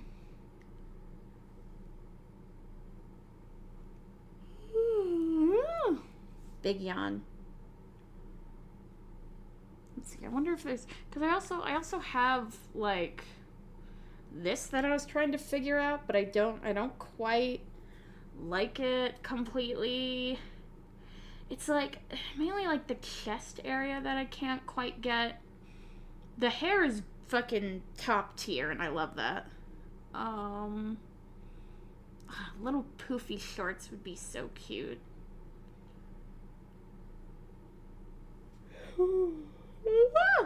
Big yawn.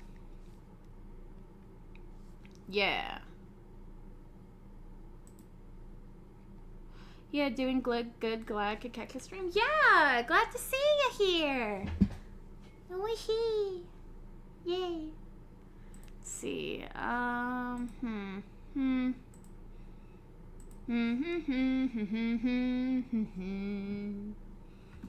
Let's see. Let's see. Oh god, I forgot about this character. Shit. I have too many characters and not enough stories. Yeah, no, the hair is top tier there. Let's see my egg thing.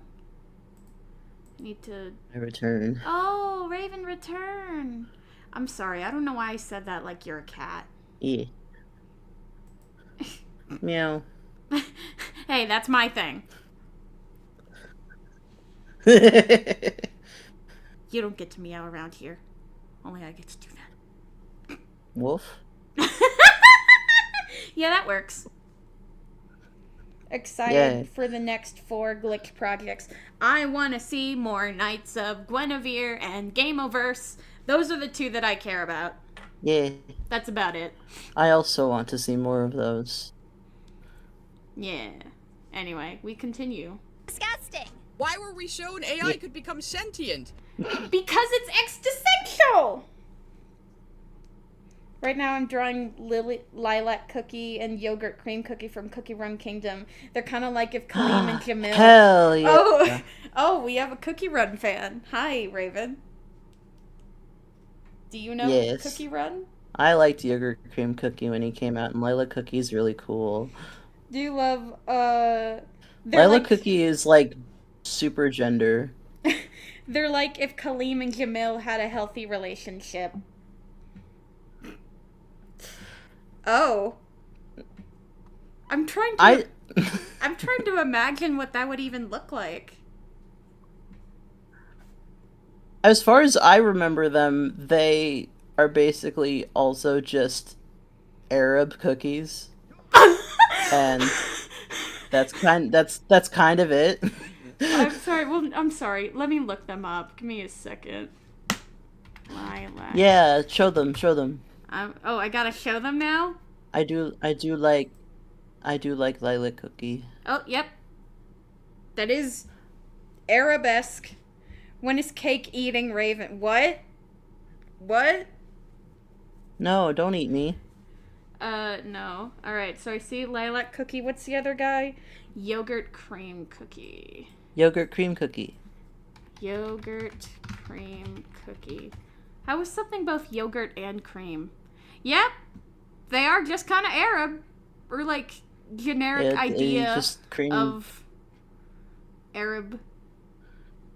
They're cool. I like them a lot. They look cool. I haven't played Kingdom though. I only played Oven Break, and that was a long time ago. I think I tried playing Cookie Run, and I was like, oh, it's just like an endless runner game, and I didn't get that far in it. I was like, huh. And I got stopped. super fucking hooked on Cookie Run Oven Break. It was kind of taking over my life, honestly. And then I'm like, I literally can't keep up with this stuff. And it's not fun anymore. I need to stop. Sands of Yogurtka? What the fuck? Pronouns? Yeah. Is there a they them cookie? Pronouns! I don't know, like that's just such a specific thing to have on a There are wiki. many they them cookies. Oh my god. Lilac cookie is a he him? These cookies got pronouns, bro. Oh my god. I know, I was surprised too. Holy shit. Yo, what the fuck? The cookie game is woke? Hey, could I make an impromptu suggestion here, real quick? Yeah. Because we do design reviews sometimes. I never get to do them for you. Can we do a cookie run one so I show you cookies? Because they have really cool designs. Yeah. Yes, we can do a cookie run design. And some of them I don't even really know that well, so we can just look at cool guys together. Cool. You know what? Yes, I would host a. Well, hey, but you did the date everything one that you still haven't finished editing. I did, but I need to finish it. Yeah.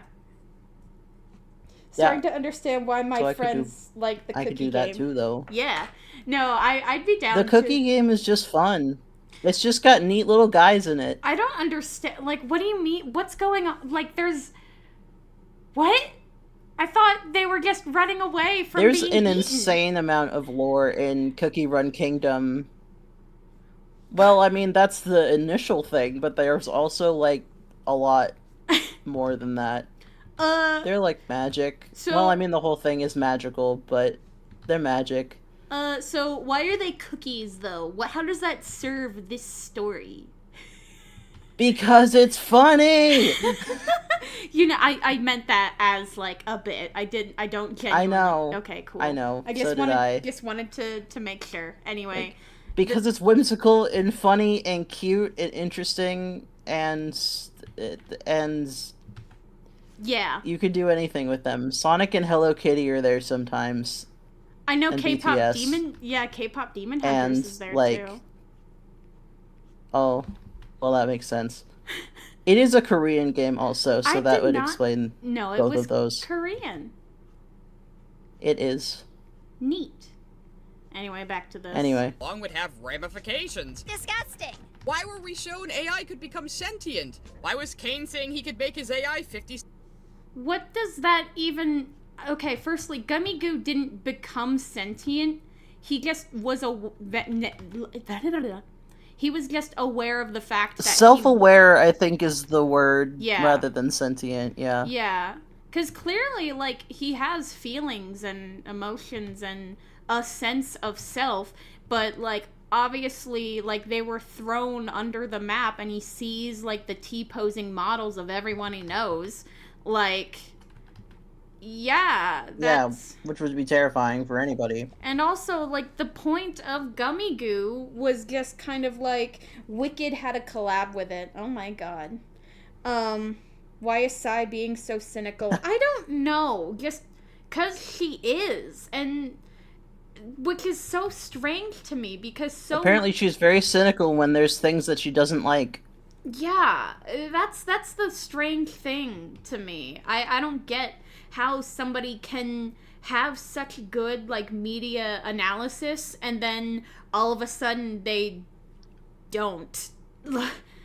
Like, I don't get it.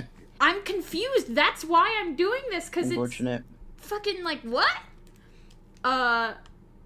Anyway, what was I saying? I was saying something and I forgot. I'm sorry. Sentience, self-awareness. Yeah. I don't know. Gummy-goo. Well, and also, it was like like Pomni had a friend, and like I feel like it was also to somewhat further the theme and to help Pomni and to like guide her along to the theme of like even in a meaningless world, there is meaning in the relationships you form with others. Right? Yeah.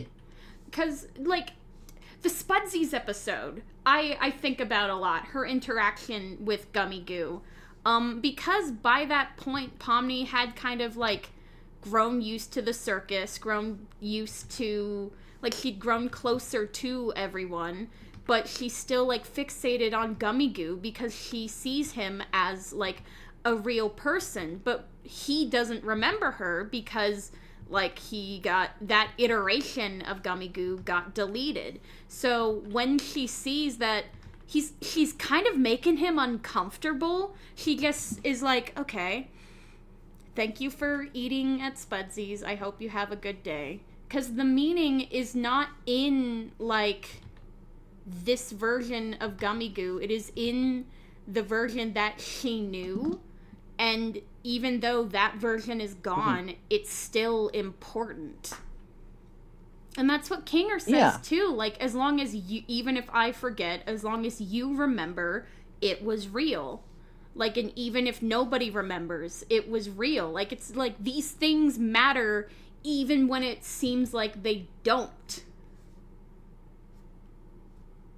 Yeah. And also, it's fun. Fuck you. 7% more immersive. Why was the concept introduced that Kane couldn't tell the difference between an AI and a human mind? But if I start losing track of who's a human and who's an NPC, who knows what could happen? Why can they all remember details? I don't know, because it was funny. I feel like it was just funny. Like... Yeah. I think it was mostly just funny. It's like, who knows what could happen? Anyway, bye! Like, that's what Kane did. Tales of their lives, but not their names. Did Kane deliberately choose to make that happen, or is that just a side effect of the brain scans being processed? Why was Pomni's Kane-inflicted torment something from the circus and not her human life? Because she didn't have any specific trauma from her human life. Like, I don't know. That didn't really... That's not really a problem. Also, what? Wait.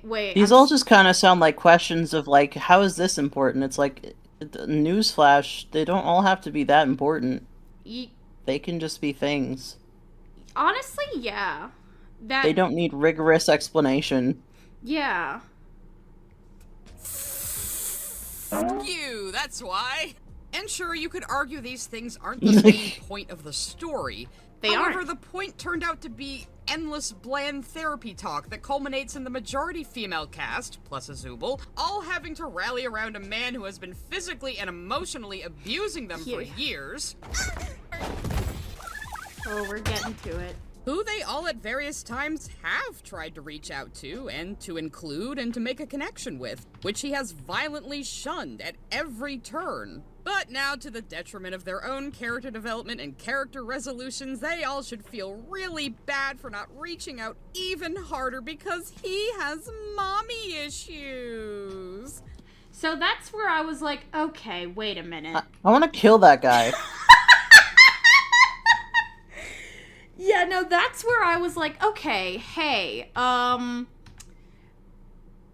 like, I didn't agree with anything before, but now we just have someone bad take. Unwillingly Bad and like disengaging entirely like with what actually was happening. Like, that's a garbage ass take. Holy shit. You just invented your own reality, basically.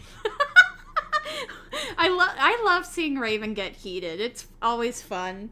You're so chill, and then when you get upset... I don't like it when people do things wrong.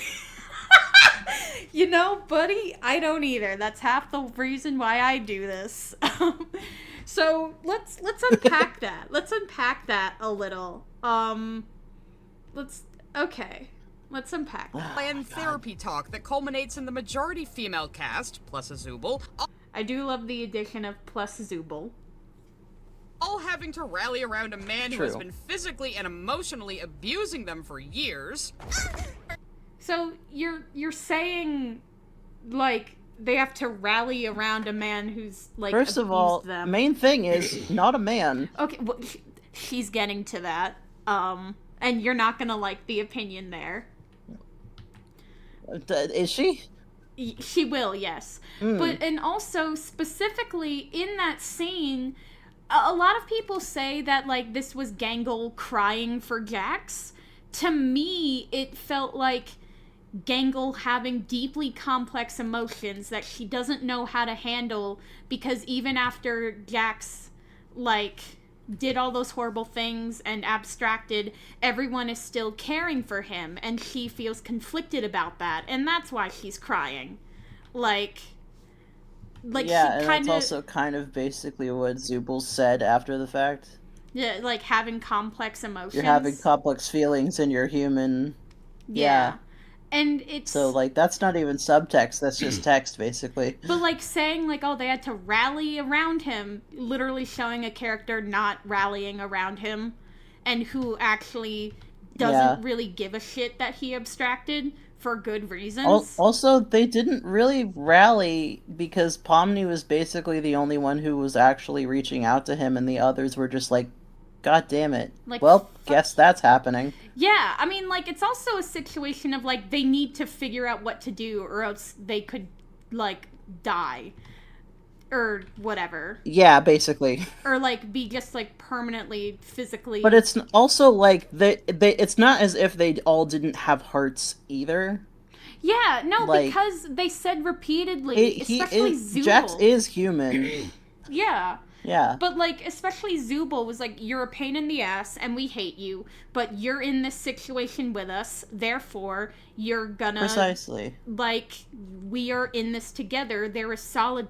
Regardless of how much we personally feel about you, there is solidarity here that we cannot ignore. Yeah. That's what it was. Yeah. It's like, I don't know, man. Fuck.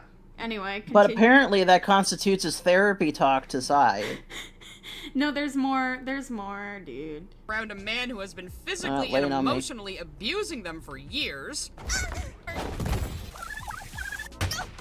Who they all at various times have tried to reach out to, and to include, and to make a connection with, which he has violently shunned at every turn. But now... Hey, have you considered why he did that? Why did he violently shun? Did you know that he had an entire backstory that explained dealt with that? Why he was doing that? Yeah, that didn't excuse it, but it explained it.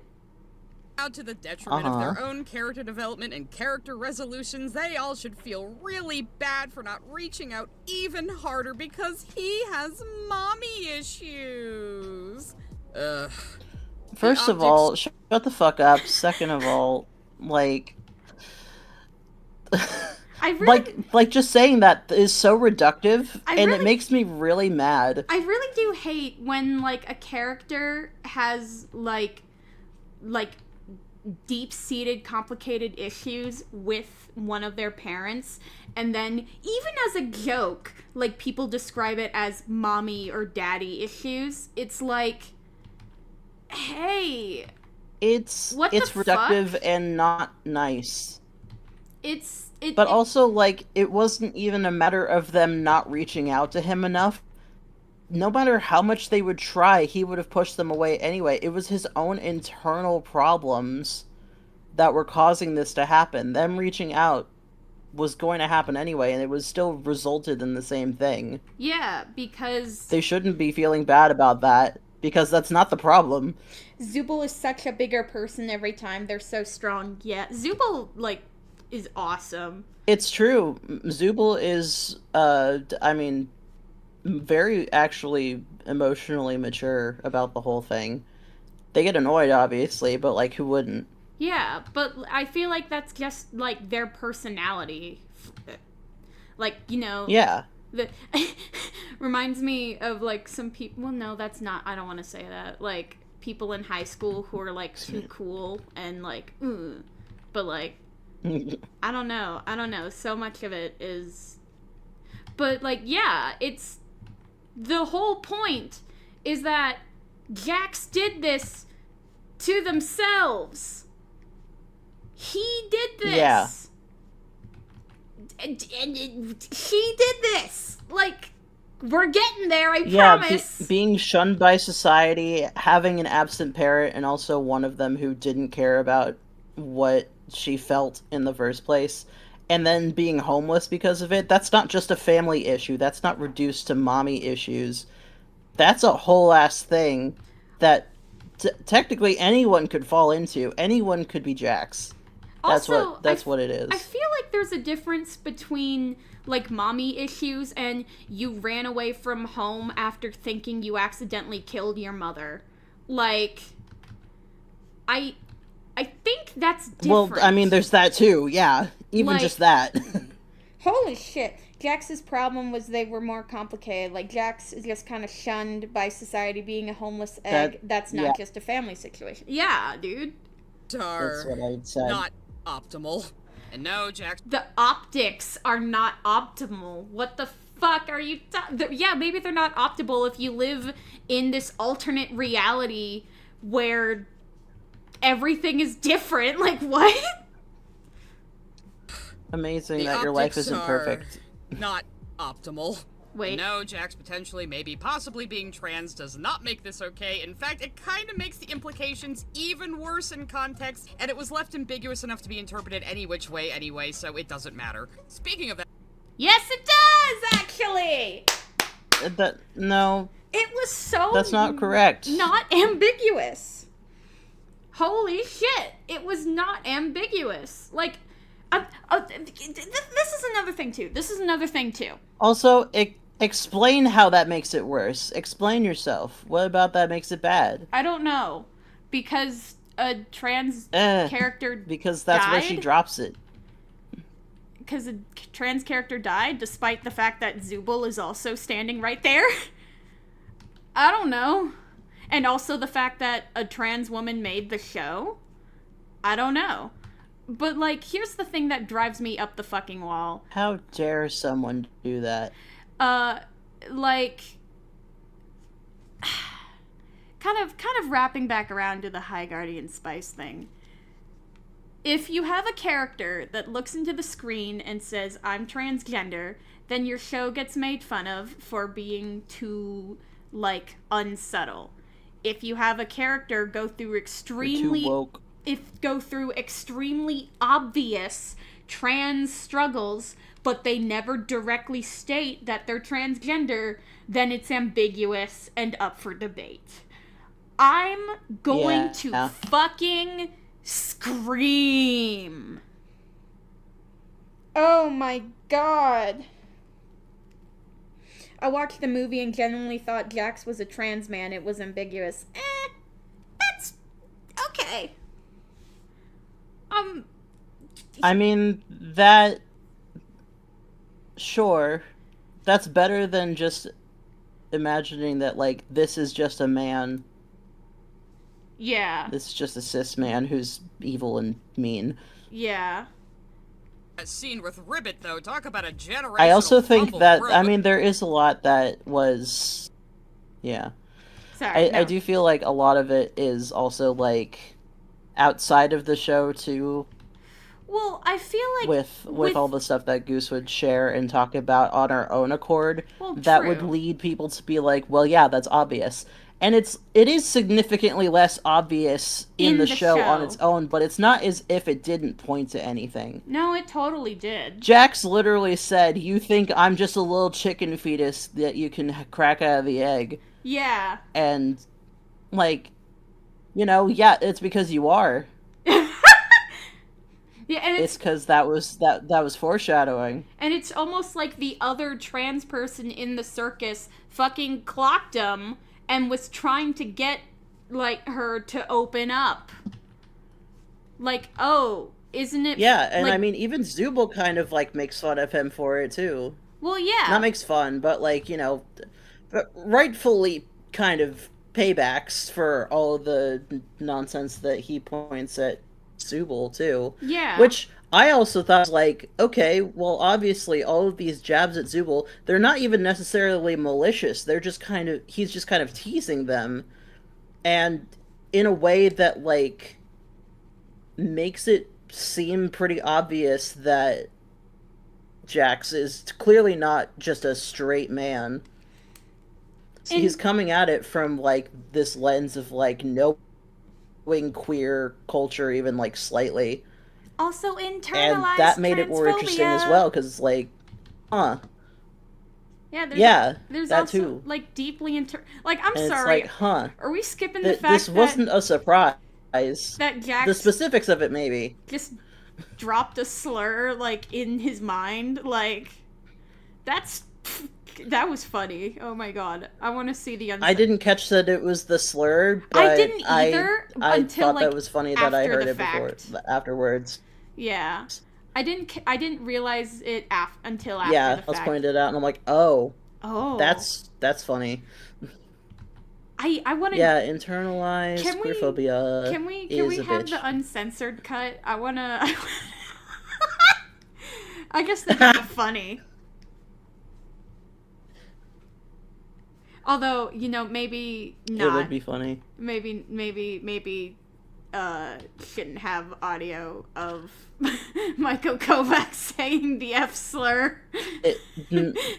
Well, that is a good point. After what happened last time. But it was written... It was intentional. Yeah, the most common Someone argument... gave him the pass, and so it's okay. The most common argument that I've seen for Jax being trans having bad implications was that it supposedly validates the argument that trans women are a threat to cis women. That's fucking stupid. What? Yeah, I can see how someone could think of it that way, but also they're only just if they're stupid. Wrong and dumb. Because, like, here's the thing. Jax was not... like, a threat to the cis women because, like, he was a trans woman. He was a threat because he did not accept that he was a trans woman and hated herself and everyone around her. Like, I don't know, those are two different things. Yeah, she was just kind of a mean person in general. Did you Not to mention... Oh, sorry. Able to be friends with Ragatha and Pomni just fine... when she allowed herself to. Yeah. Also, did you know, just because someone is trans doesn't make them a good person. Amazing. It's almost like people are complicated and layered and have deep, complex problems that fuck them up and lead them to making... I talked about this with someone recently, of, like, the whole idea of, like, the model minority goes fucking deep, man. I fucking hate it so much. Again, it's like, if you have like, you have to be so fucking perfect to be a minority character. If you're queer, you have to be perfect. No, and that's the thing, if you're too. trans, that, you like, can't do anything wrong. And you also can't transition on screen. You have to be trans the whole time. Yeah, you have to know you're trans beforehand, and, like, I don't know. That's the thing that bothers me, too. You have to know yourself and love yourself and accept yourself. You can't have anything bad about yourself, ever. That's another thing that pisses me off, is, like, hey, when a like, gay or trans or whatever, some kind of not straight creator makes a story reflecting their personal experience and people say, that's bad representation. Like, I'm going to come to your house and throw lemonade at you. I don't... Like, hey, did you know this is based on a real person's experiences? Sorry that this real person isn't literally perfect. Like the fucking... Like, good lord. The fucking, Purity police out here. Dude, Shut the fuck up, when I dude. fucking watched, like, the Mysterious Mr. Enter's video on High Guardian Spice, and he was saying, like, this is kind of transphobic, and it's like... The creator is literally a trans man. Snapdragon's voice actor is literally a trans woman. What the fuck are you on about? Tell me, cis white man. I mean... How is this trans character from a trans creator not good representation? Tell me, cis white man.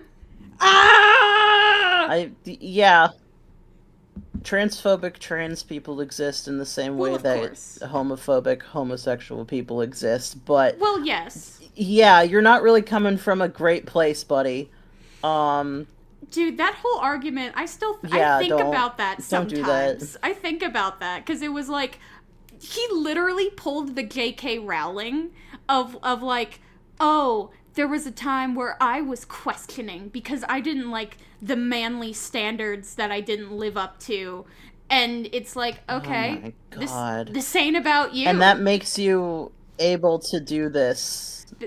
That means you're able to say whether or not a trans character written by a trans person is transphobic because you questioned your masculinity for a day. Okay. Genuinely, it's so... And also, fucking... Goddamn. What's that one Demily post that was like... Yeah, she does exist. Y'all just didn't like her. And picture of Snapdragon. And it's like, yeah. True. Literally. It's so true. Yeah. Dude, High Guardian... People can't even accept a normal woman, let alone a trans woman. Dude, High Guardian Spice was so fucking inoffensive, and yet even, like, extremely progressive people treat it like the devil, and I, like... Yo. I'm gonna become the fucking Joker. Like... That's... Yeah. What the fuck? Anyway. Oh my god, one of those lines is fine, my guy. I think you got it one of those times. Shut up. Don't look at me. Leave me alone. You're behind on the stream anyway. Let's watch the rest of this goddamn video. I don't even... Whatever, man. With Ribbit, though, talk about a generational fumble. Bro, a girl had you in her room, on her bed, and she was hankering for that carrot if you catch my drift, and you totally blew your shot. I don't like that as a, like... I don't like the way that she's phrasing that. I don't either. And not in a good way. Now, I'm a big proponent of the writing concept known as kill your darlings. Yeah, I know, but also shut up. Sorry, are we not gonna, like, continue talking about the trans thing, though? Are you, I don't know, dumb? Nope, that's it. Also, what is Raven their gender? Yes. Raven? I don't have one.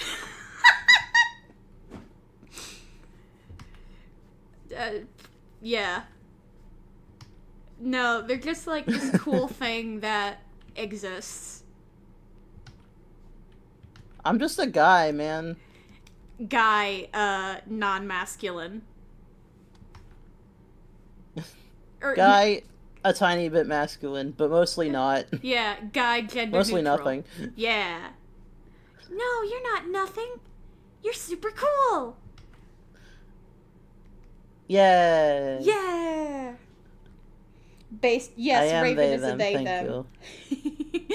Anyway, kill your pronouns. Kill your darlings. Most commonly attributed to Stephen King, what kill your darlings means is that if something isn't working for the story, whether it be a character, a scene, a concept, whatever, you need to get rid of it. The needs of the story should always supersede the author's urge to indulge. In fanfiction, being loose with the details and grossly indulgent is fine. That's what it's for.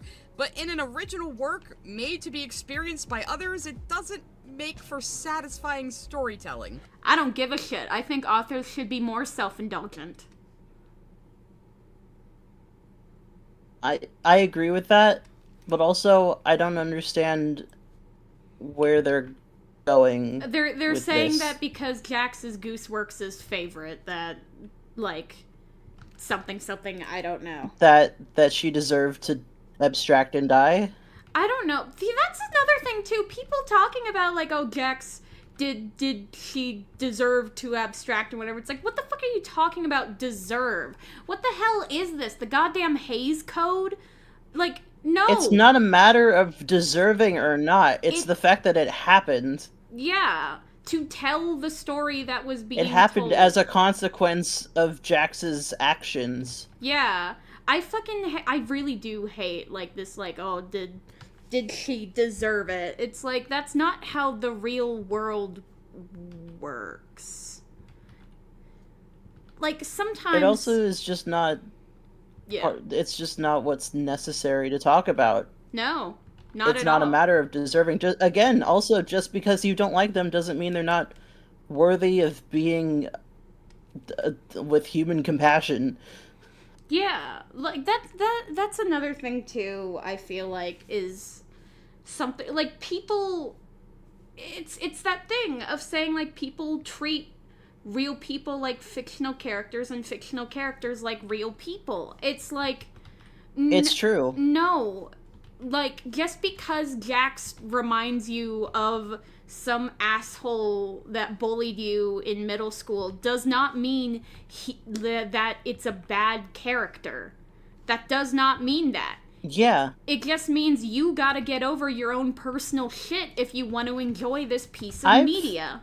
I saw someone say that they felt weird about Jax being trans, but because they, like, related to him in a way, and they felt uncomfortable by Jax being a trans woman after all.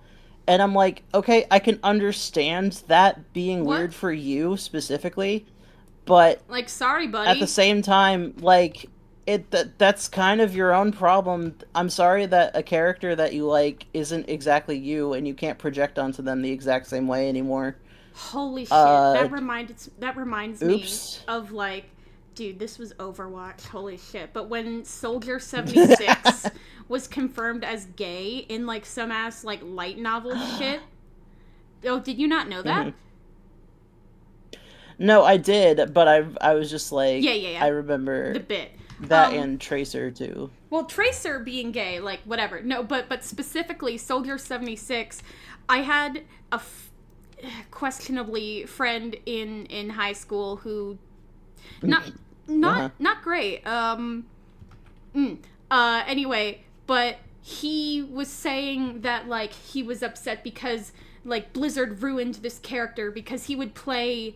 Because his dad related to Soldier 76 as, like, this old, gruff, classic military man, and now it's ruined because they made him gay, and it's like... And so now he's like, they're calling my dad gay. Like, no, he's not your dad. He's a video game character. Well, no, saying that his dad... I don't know what to tell you, buddy. His dad was upset because the character he related to was gay. And it's like, yeah, that's because the character's not you. And you know what? That's because the character isn't you. You have enough, like, gruff, old, traditional, like men characters. Give the gruff, old, traditional gay men some characters. Fuck off. I don't know. Hell yeah. Dude, like, come on. He and Reaper were like, I did, come like, on. That's the real I can old definitely man understand people feeling disappointed by something like that, but at the same time, like, that's like, a lot more of a them problem than the character. It's okay because it's a character. Yeah. It's okay to feel a little like, oh, that's weird, because I kind of saw myself in this character, and now there's a detail that greatly does not align with me. But, like, that's a you problem that you gotta just suck it up. That, like, that's not a real issue with the story. Did you know that you could still relate to them even though they're not you as much anymore? Yeah. You can still relate to all the other parts about him that you related to before. God, yeah. Although, and also, here's the thing, too. Dude, I remember when Tracer was confirmed gay, and I felt that elation, that absolute sheer joy of seeing parts of myself that was in a character that I already loved. Like, I was like, dude, I remember. That was for you, instead of all of the cishet men who were playing the game. Yeah. Partly for Gooner bait. It was for me. Yeah, man.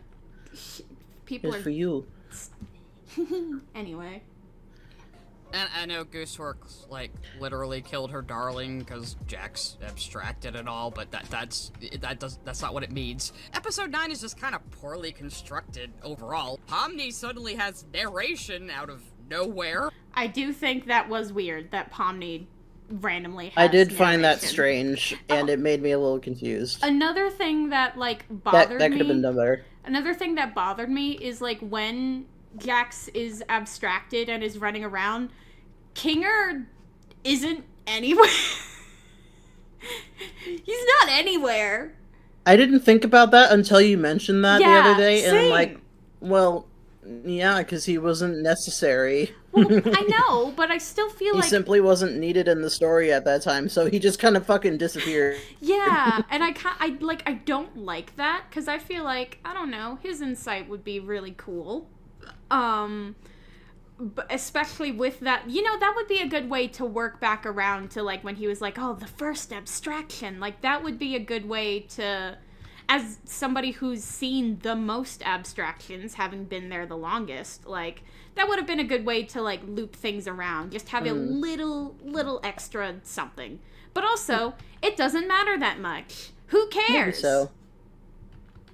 I mean, I care, because I really like Kinger. But also, I have the ability to, like, move on and continue enjoying the story. But not nearly as much as some of these people care. Yeah, I like still enjoying stories, despite their flaws. So, you know, crazy concept. Hell yeah. I wish I'd pried a little more. I somehow forgot how bad it can get. The whole delving into Jax's mind, I mean, that's a common trope for, you know, showing the secret pain of a character, and it could have worked, but not as a finale. And the IRL stuff was just really saccharine and total fan service for people who wanted canonical human versions of all these characters. I fucking hate that. Like, saying anything in this show is fan service for, like, it's like, have you considered maybe that was just part of the story from the beginning? Like, yeah, I think that kind of comes back to, like, the thought of, like, this is the kind of show for people who are, like of equal minds, basically. Yeah. And, like, it would seem fan servicey to some people, but, like, the people who are making it also want that fan service. They want the same kind of thing that people would be like, oh, this is so indulgent. They're like, yeah, but that's why I did it, because it's cool and I like it. Yeah, and I feel like that's just another thing that I really, like, disconnect with Psy. Also, I think it was actually very cathartic for the finale. No, it was! And, you know, actually, I had the thought of, like, how would all these different people who don't know each other in real life end up at the same bus stop? But then it realized, wait, if they all ended up putting on the headset and getting their minds scanned, then yeah, they would be living in a similar area. So that was a thing that I thought and then got over, because I'm like, oh yeah. And also, it was, like, nice and showing how these people still are alive and still living their lives. And isn't that neat or something? I don't know. Hopeful. Yeah. And all of their insecurities are things that they overcame and are doing better at. Yeah. I do love... I learned the term boy modding from the internet. Or boy like, moding. Moding. Yeah, boy moding. I now have that in my dictionary. I'm going boy mode. I have that in my dictionary now. Yeah, it's good use Yay, of multimedia get that arts. in your transgender encyclopedia. Oh my god, somebody's like, wait, this is Psy's video? Yes, unfortunately. Yeah, it is. And I was deeply disappointed. Like, I already knew Psy didn't really like Digital Circus. But, like, you know, their opinions were pretty, like, chill and normal. And because I was like, I know that they don't like it. I'm not gonna tune into the streams about it because, like, I don't know. I like it. And so I don't really care. But then, like, just making a whole-ass video essay about it is like, oh, okay. Okay. The fuck? Yeah. Yeah. I do kind of like seeing IRL Kinger be a goofy dad, though. That's kind of cute. How did a computer from 1996 have a Wi-Fi card, though? Fucking whatever. It doesn't matter. It doesn't matter why a computer from 1996 had a Wi-Fi card. Shut up. I did think it was funny that there's just like, yeah, just connect to some fucking Wi-Fi nearby. Yeah, I mean, it is funny, but I also feel like it is rather cathartic for these characters who are having this existential crisis of, we are not real people. We are scans of the real version and cannot leave this circus no matter what. I think the best way to, like, kind of end that spiral is to show what they're doing in the real world. You know? Like, show off what's going on and how they're living their lives. Oh, bro, I used to like her. I saw that vid come up and was like, I'm not watching that. Yeah, dude, I'm so sorry. Same, though.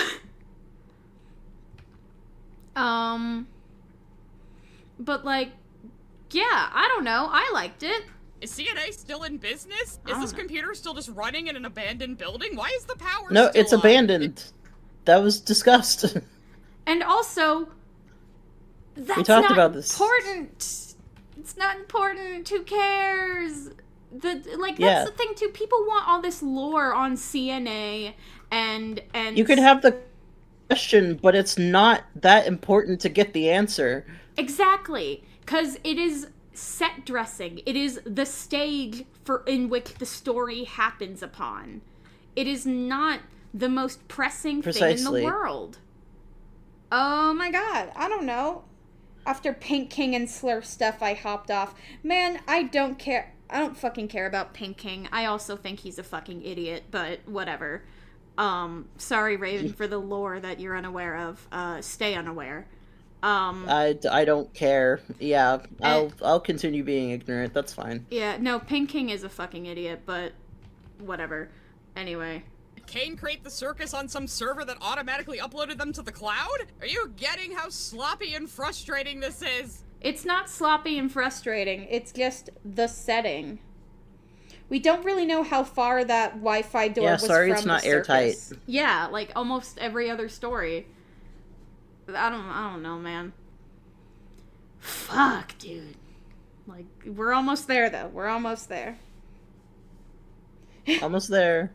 Yes, please stay unaware. Speaking of Kane, my precious boy who did nothing wrong, I don't mind him coming back, but it's the way he came back. I feel like the other characters should have elected to undelete him, or get him out of the recycle bin, or whatever happened to him.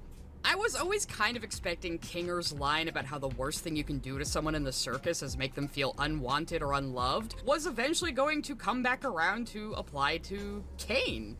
Because who was made to feel more unwanted than him? Everyone is actively hostile to him at all times, and if he is sentient, well, that has implications. Why did we have that whole scene with Gummy Goo indicate— I don't know. There were some parts about Kane in the finale that I was like, what? Mainly, like, how is he still, like, alive? Why was he just sent out into the void? Like, maybe King couldn't completely... My main thing, like, yes, that was weird. Yeah. But, like, I think my main thing with Kane coming back of kind of his own accord was just that he didn't have a lot to say. Like, he was definitely doing better, and everyone was still, like, wary of him, but the pacing on that was pretty short. I mean, they didn't really have a lot of way to a lot of, like, time. They didn't really have a lot of time to at that point, because it's like, I know, but they could have used their time a little bit better in Kane's section. Absolutely. Frankly.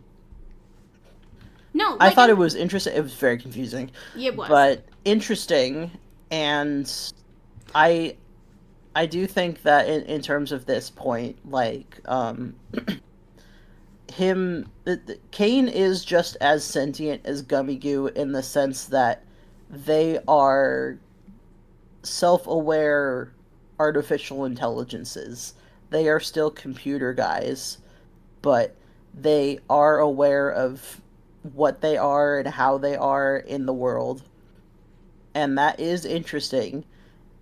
And the notion of, like, feeling loved and wanted wasn't lost on Kane. He just had, like, an internal conversation about it and reflected on how he was treating everyone else and realizing that he didn't value them properly. Yeah. And then as they saw that he was turning a new leaf, basically, and actually, like, actively trying to be nicer to them, they started treating him better too, and started treating him like he was wanted and loved, even though before, after he, lashed out and tried to destroy them physically and mentally, Yeah. I feel like anyone being in that kind of position would be like, I don't like you right now, I don't want to be near you. Yeah. And then, after some time, they'll reflect and come back and, be sorry and try and, like, amend things. Yeah. And then you can feel better. I genuinely, because I liked how Kane, that's kind of an instance where I feel like maybe it was a bit too fast or whatever, but I liked how Kane was like, how it was done was good. Yeah. Like, but I just think it should have been a little slower.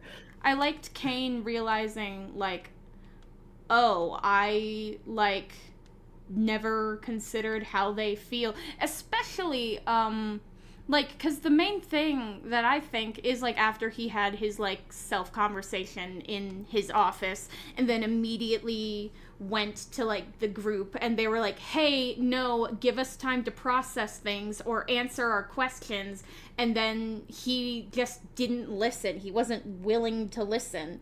And that's what caused the entirety of episode 8. But it's like... Yeah. I forgot. Well, it also highlighted how he was acting selfish, too. Yeah. It's so... And because it's like... It's understandable on all sides. Like, the humans are trapped in this world that they did not mean to get trapped, and they're struggling to adjust. And Kane is wanting his art and creations to be appreciated, and they aren't engaging with the art at all. That sounds a little bit like a metaphor for fucking creating works, especially ones like this, that are deeply personal and, like, fucking interconnected and whatever. But that fucking oh my god. Kane is my Photoshop that won't quit after I hit quit. Yeah. No. Yeah. Oh no.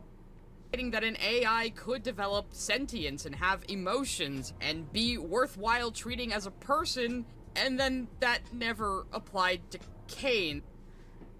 Because they see Kane as their, like, guard, as their gatekeeper.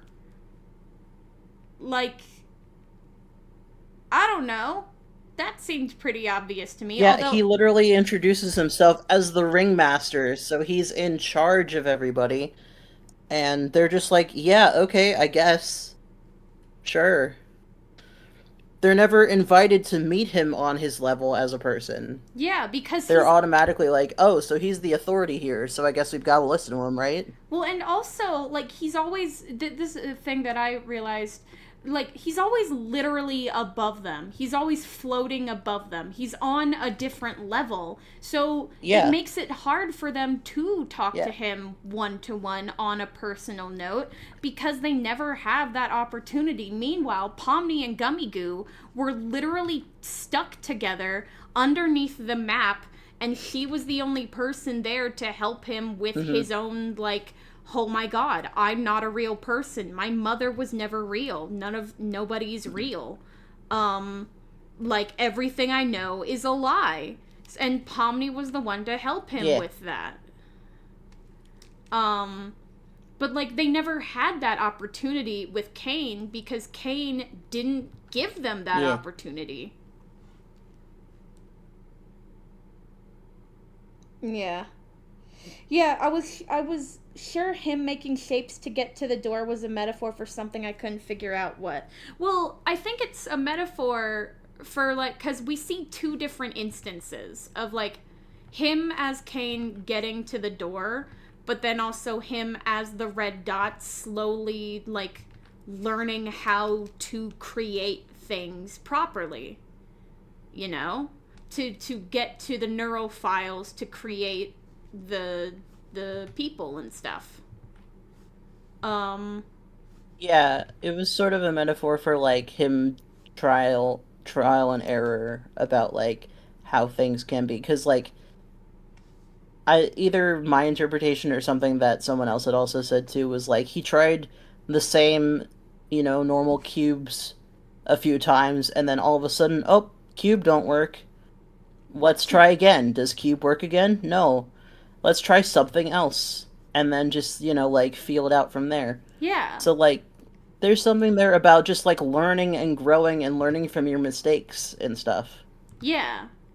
It's interesting. I also like Cain. I am also... It's also extremely experimental and interesting in that sense. That's the thing. So, like, you could interpret it in, like, 5 different ways, and you could all be right. That's the thing that bothers me, too. Sai is talking as if, like, Gooseworks isn't an artist who has regrets about the art they've put out.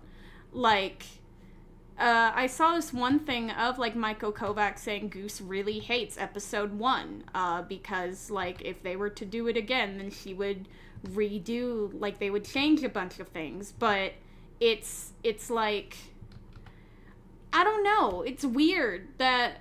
It is what it is, and you grow from it. Yeah, exactly. I mean, I would be in the same boat, too. I'd have been like, well, with how things have gone, I wish that the pilot in episode 1 had changed a little, but can't really do that. Yeah. So, like, you just kind of have to... That's something you just go with it. A lot of artists deal with. It's like, okay, well, I would change this now, but it's already out in the world, so I just kind of have to work with what I've already done. And it's like, I don't know. I am a Cain sympathizer, though. I joke that, like, if I was in the circus, I'd be totally well-adjusted, because I'm like, what the fuck are y'all on about? Like, this is awesome. Holy shit. And I'd go up to Cain after every adventure and be like, I feel like you would just be a lot more sympathetic as well. Sympathetic, compared to everyone else. Well, because I feel like I would engage with the adventures, like, on the level they're supposed to, as, like, these role-playing type of things, as, like, a video game, and I'd be like, hey, Cain, can I tell you the things that I liked about this, and then, like, what I think you could maybe do better? And because, like, I'm actually giving, like, a proper feedback instead of, God, that sucked so much, like, I don't know, I could fix him. I could fix him!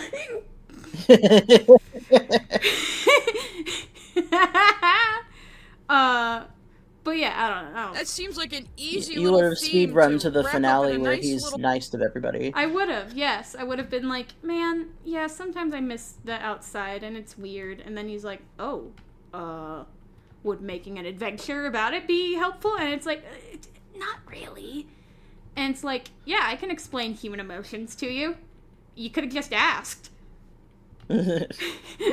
It's almost like talking helps. Bow. The end. Instead of having Yay. Kane inexplicably connect to Wi-Fi in order to download all of their Facebook pages and give an exposition dump, if the other characters had chosen to bring him back, that could have been when he learns a lesson and gives them control of the circus. But, like, why does he have to, like... Why can't... Well, they did both of those things. Yeah, but... And why Both of those things happened. Why can't that be an internal journey? Like, why does it have to be, like, he was taught a lesson when the others chose to forgive him? Yeah, I don't understand why those have to be separate ideas. Yeah, I don't really either. Fuck, I can't get this line. Weh. Heh. I'm struggling, dude. This entire image, I've been struggling. I refuse to, like, predict or theorize for this show because I couldn't see where it was going, but one thing I always thought was they were never going to show us real life. You're doing it. And I think that was a mistake. Even then, the most unforgivable thing to me is the lame resolution to the two AIs. I also didn't understand anything about this. Wait, let's... Give us this beautiful, compelling sequence at the beginning of episode 8, and then Kane could have just plucked the blue AI out of his head at any time, and that is definitively what was making him go crazy, and why does Kane have a persona but the other AI doesn't? Was it Bubble? Was it not? I don't know. Nope. I also don't quite fully understand why would removing... Why was he kind of having, like, a two-face sort of moment in the void? Why was he, like... I don't get it. Yeah, I've been trying to grapple with how that worked out, too. I don't quite know either. That's the one thing that I think I have the most criticism for as well, yeah. Yeah. But also, I can kind of see how it could have happened, but at the same time, it's like... In the grand scheme of everything... It doesn't matter. That's not super important. It's just a weird little thing that I'm like, okay, well... Yeah. At least he's better now. Yeah, he's better.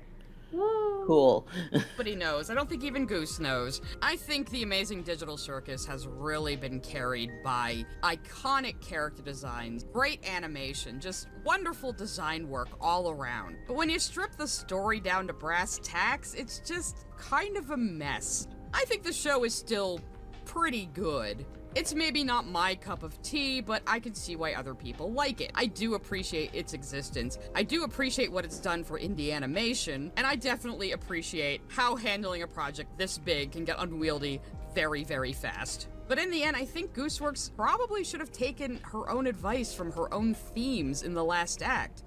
The theme of asking for help. With a team of writers, this premise really could have been elevated into something truly great. So, anyway... Yeah, okay. Fuck, nope. Yeah, so that's the video. Yeah. That was bad. I mean... Everything about... Like, we've been nitpicking a lot of her points, but the stuff about Jax was particularly bad. Yes. That was where I was like, okay. Yeah, no, I simply don't understand how that She didn't happened. even really say anything about it. How did you think like that? That's the thing, too. It was such a nothing point, but it was so incredibly wrong. Like, how did you say... That it just doesn't make any sense. How did she say nothing, but was still wrong all at once? I don't get that. Oh no, man. Like, that like, was egregious. Like, saying, like, no, Jax isn't confirmed trans, it was ambiguous, and then... But also saying that if Jax was trans, which she is, it would actually be worse because... And then doesn't elaborate. I don't fucking know, dude. It's so... That is egregious is the best word, I feel like, for this, because it's so... I don't know. It's... What the hell? Like, what the hell, actually? I think it also just doesn't help the way that she's talking about it, too, being... No, like, calling it mommy issues. Hyperbolic at times. That was fucked up, and also saying, and that's another thing I don't like, when people make, like, really sexual kind of, like, innuendos and jokes in situations where it doesn't. I mean, obviously there was a vibe. The thing with Ribbit was really odd. Like, don't get me wrong, there was a vibe there. I wanted them to kiss so badly. Yeah. And I still do. Yeah. But, like... maybe but that wasn't the point of the entire thing. The point of the scene was to have a heart-to-heart and talk about personal shit. It's almost sometimes... Not to bone. It's almost like sometimes, like, sexual things in media can also be a metaphor for vulnerability. Wow. Holy shit, that's incredible. Who'd have thunk it? I don't know. That whole... Also, they literally did just have a talk. That was most of it. Yeah. But, oh no, it's bad because it's therapy talk. I do agree. There are some pieces of media... But she want that cookie so bad, though. I'm sorry, what? What? It's okay. Okay. No, it's also just the fact that, like, I don't know. The whole thing with Jax especially was just like, how did you get to this? Horrible. How did this happen? Does she just not like trans people? Like, serious question. Because what I've gathered so far is that she just doesn't like trans people, maybe. Okay, so I'm fairly certain that, like, it's not that she doesn't like trans people. But I don't know what's up, alright? Because that's not my fucking prerogative to keep track of size opinions. That's fair, but that's the track record doesn't sound great so far. Well, I mean, what do you mean? Because this is like the one instance. Well, that and Ray Rodriguez and his characters too. I mean, I haven't seen Sai like actually really talk about anything in High Guardian Spice. The most she said is High Guardian Spice sucks. Like, that's about it. Which, you know, isn't an incorrect... High Guardian Spice sucks, and Ray Rodriguez is Callie Nepo baby. Yeah. For some reason. Yeah. I don't know. Look. I don't know. I think Lily Orchard's whole thing is just like, she's just kind of a piece of crap. Yeah, no, and this has no bearing on that. No, here's the thing too. Sai that actually, I understand. Like, called other people out for, like, saying Lily Orchard is faking her transness in order to be, like, closer to women or whatever the fuck. I don't know. So, like, I don't think it's a matter of that. I think part of me thinks maybe she is just, like, an old school lesbian who wasn't who's focused on, like, gay issues, but not necessarily, like, the trans side of it, you know? That's kind of how that's I guess rationalize I can understand that to a degree. Yeah. I don't think that should be an excuse or anything. Oh, absolutely but I not. can see that. No. I think maybe she just doesn't think about I've met people like that, so, like, I do get that. Yeah, so have I. I think she just doesn't, like, really get it. And also, like, you don't have to.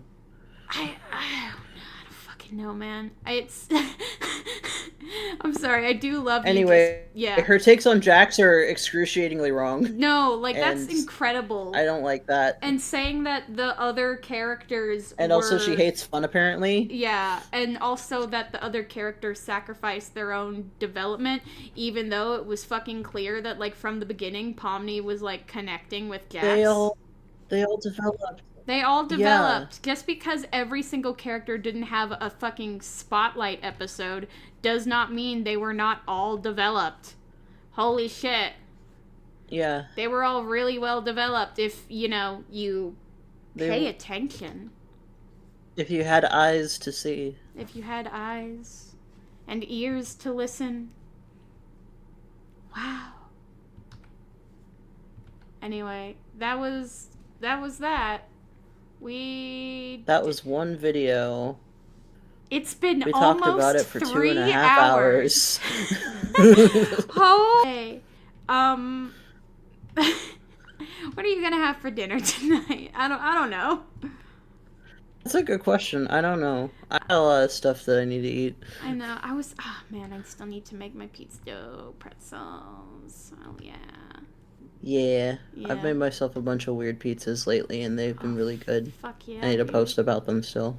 Oh, yeah. But they've been nice. Yeah, I like when you just post your I have no eye and must watch. Zubo has no mouth but must giggle. I do love it's like I don't know.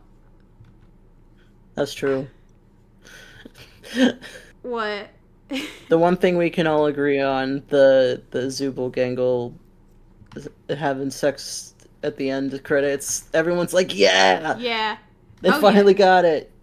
Good for them. So I saw this one comic that was like... Everyone can agree. That was the best part. I saw this one comic that was like, Kane was like, hey, so Zubul, I'm trying to make this place what you guys want. And can you explain what sex is? And then like cut afterwards and he's like, I liked the part with the bees, but I didn't really get anything else. And then so Kane just gives them a list of like human bodily like sensations and functions and is like you can check them off or X them off, and so they're just like being like no, get rid of like stubbing your toe. Like they're just well or something like that. We don't want to live with that anymore. Yeah. But like I don't know, there's sometimes the funny bone is I like the part with the bees. didn't catch the rest of it. Yeah. You would do that. That would be funny. Oh, you did the art stream. It went well. Thanks for the push. Yeah. Yeah. And I do agree that like the finale was a little bit like really fucking focused on Jax. But I do also see that like that was kind of the thought from the beginning, because she was never herself for the entirety of the series.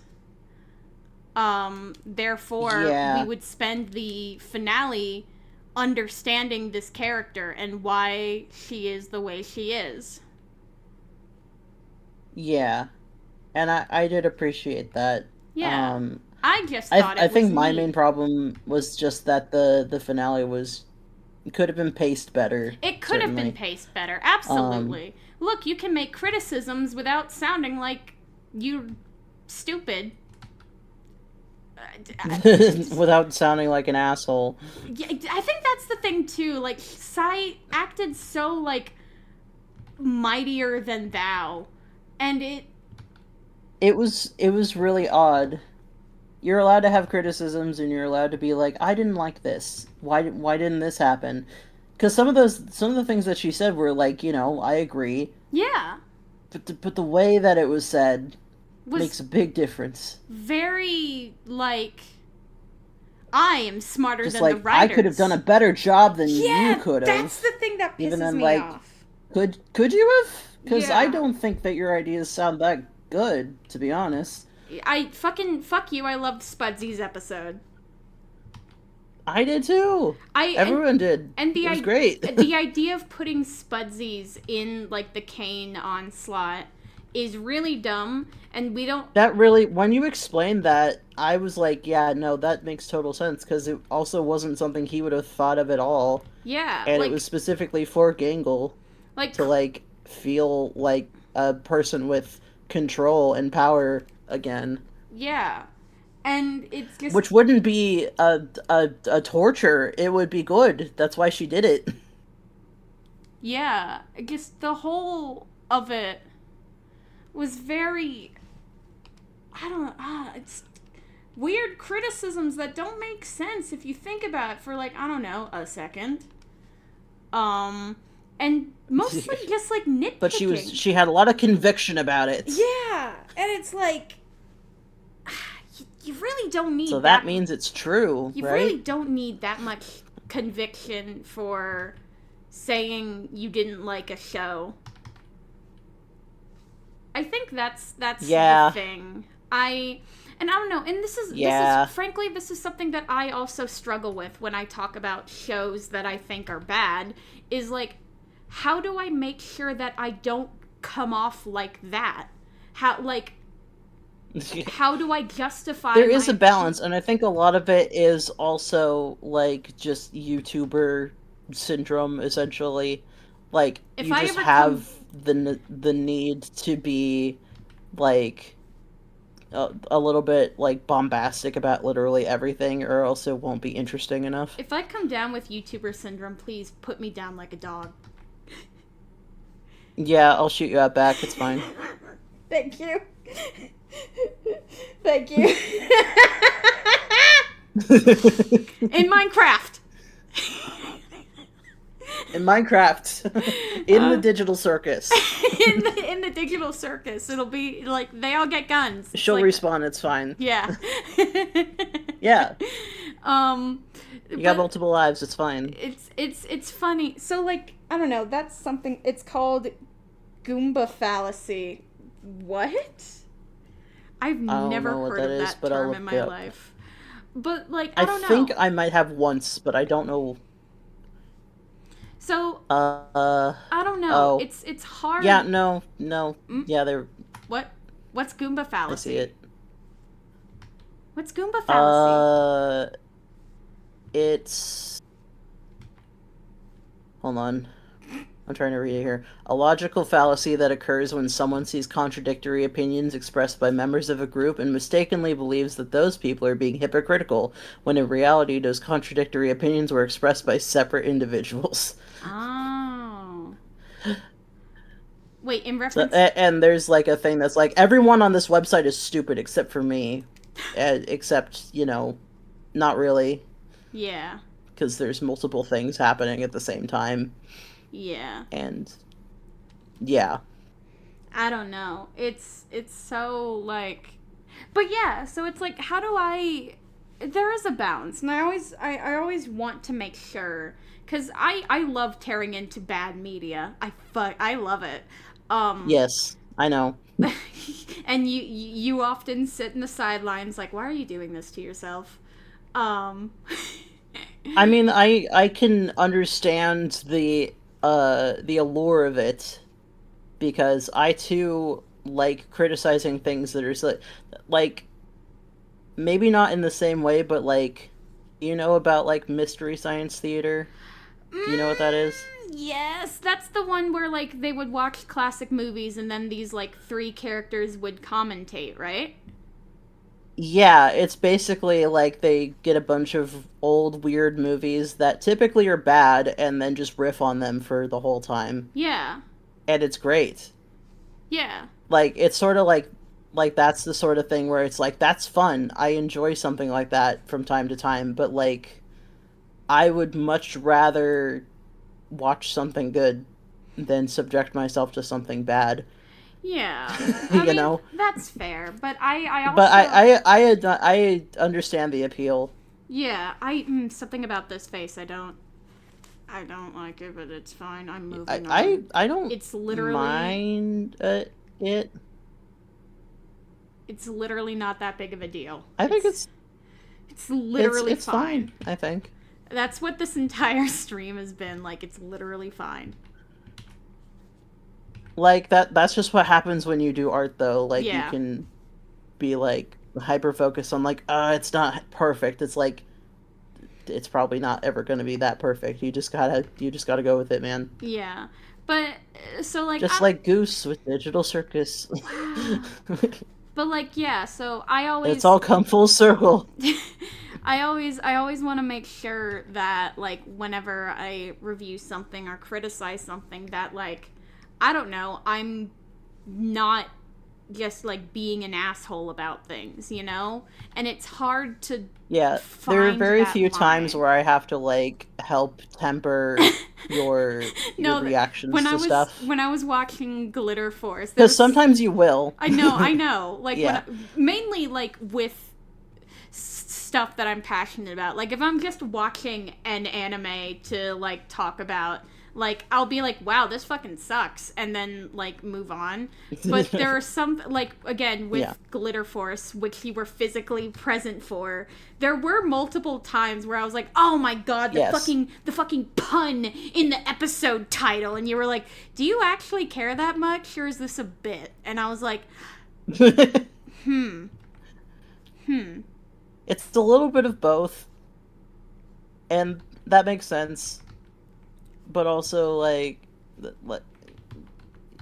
it's not that big of a deal. Yeah. Well, and it's... You shouldn't let it, like, make you explode every single time something slightly different happens between versions. That's just kind of how localization is. Well, I know. But also, sometimes Glitter Force, in particular, does do some pretty heinous shit that I don't understand either. So, like, I get it.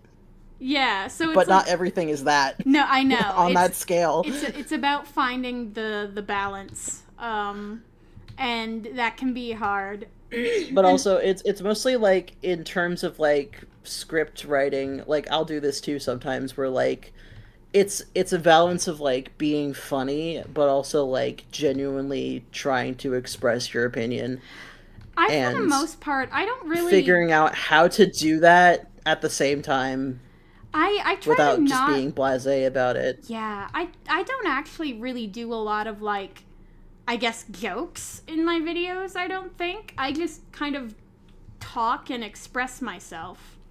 I think it's less jokes, but you kind of, you get sarcastic a lot sometimes. Yeah. Yeah. I don't know. And I want to make sure that sarcasm is not, like, blasé and not, like something somebody would like roll their eyes at, you know? and because funny thing, I have again, it's a thin line. Yeah. But yeah, I have like there have been multiple like times where people criticize like my videos in the comments, and sometimes I'm like, you know what? Yeah, that's fair. And other times I read the comment and I'm like, what the fuck are you on about? Yeah, and those people you don't listen to because they don't understand. Yeah, or like they just say something even more fucking heinous, like yeah, you try and engage with those people, and then they just come back at you with bullshit, and you're like, okay, well, I tried. Yeah. Oh yeah. Oh, well. Well, I'm not even talking about, like, bad actor kind of things, because, I mean, those people, like, yeah, okay, I do, whatever. But, I mean, like... You deal with them. I do. Garchomp Johnson has been trying to get me to accept his Steam friend request, and I'm like, it's not gonna happen. What? Why? I don't Bro know. hates you. What? I don't know. I don't know. It's... Okay. I probably shouldn't have even said that. What an enigma. Yeah, no, he's fascinating to me. I still can't wait. He's just a lore character here now. He is. I can't wait until I like do my Wonder Egg Priority video and I say I really loved Wonder Egg Priority, because on my post where I was like, what do you think of Wonder Egg Priority, he's like, I think it's really good, because he definitely expected me to like hate on it and rail against it and stuff, and so he was trying to be contrarian. I cannot wait till we get that point, and then that's gonna be funny. He'll be like, no, like, no, wait, no, shit, I wanted to be the opposite of what you wanted. I wanted to be contrarian and weird.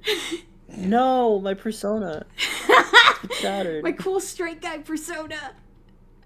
I'm sorry, I'm still thinking of that shit. It's so good. Everyone should like go watch Raven's videos. And they need to make more. Be a YouTuber. Join me. I'm trying. You're getting there. It's been hard lately. Do it more. But I'd like to. Yeah. Yeah. Yeah. I just like making weird little things. I know. Because it's fun. That's what I do. That's how dude, that's literally what I did, and somehow I got here. Somehow you're here. Yeah, genuinely, that's how I explain it. I'm like, and that's pretty cool. I don't know how I got here, dude. I don't know. I just posted videos about my opinions, and then like some I don't fucking know. That shit just happened And to now me. you're here. Yeah. Now yeah, I'm and you're here. still doing it because it's fun. I am. Damn. Yeah, I do. Okay. I'm getting places with stuff, but You it's are. I have the same problem that you do, where I just have too much stuff on my plate at all times. Yeah. And then you're And like. that hasn't stopped. And then it continues to grow. Mm-hmm. So it's like, well, and then on top of that, I have to be like a real person with a job sometimes. I know, right? So Fuck. I have even less time when I'm like that. Yeah. Damn. But I do want to. I work Yeah. on a little bit of stuff every once in a while, and Yeah. like recently I'm just like, man, I've been sitting on a bunch of comic dubs for a while, and I finally feel okay enough to like do something about it. Yeah. So I did. I like your comic dubs. I They're have an funny. In Stars in Time comic dub thing, and I just did a stupid little Death Note one. I haven't seen Death Note, but there's this one Death Note comic on Tumblr that I see every so often.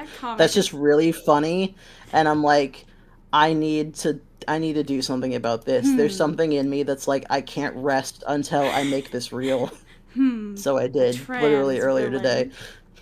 I love that. How do I expose her without being transphobic?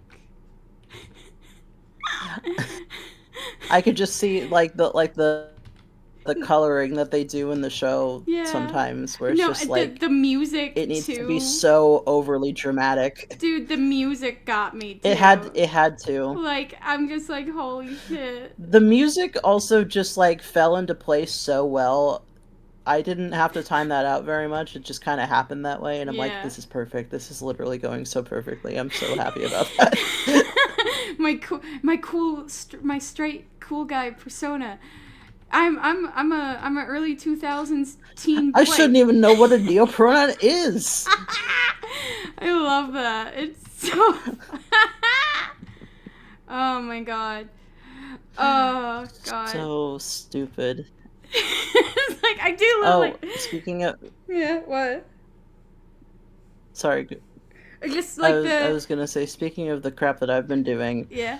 It's just, like, I wanted to do another thing about boyfriends. Yeah. That I've been sitting on for literally, like, a year. Yeah. Yeah.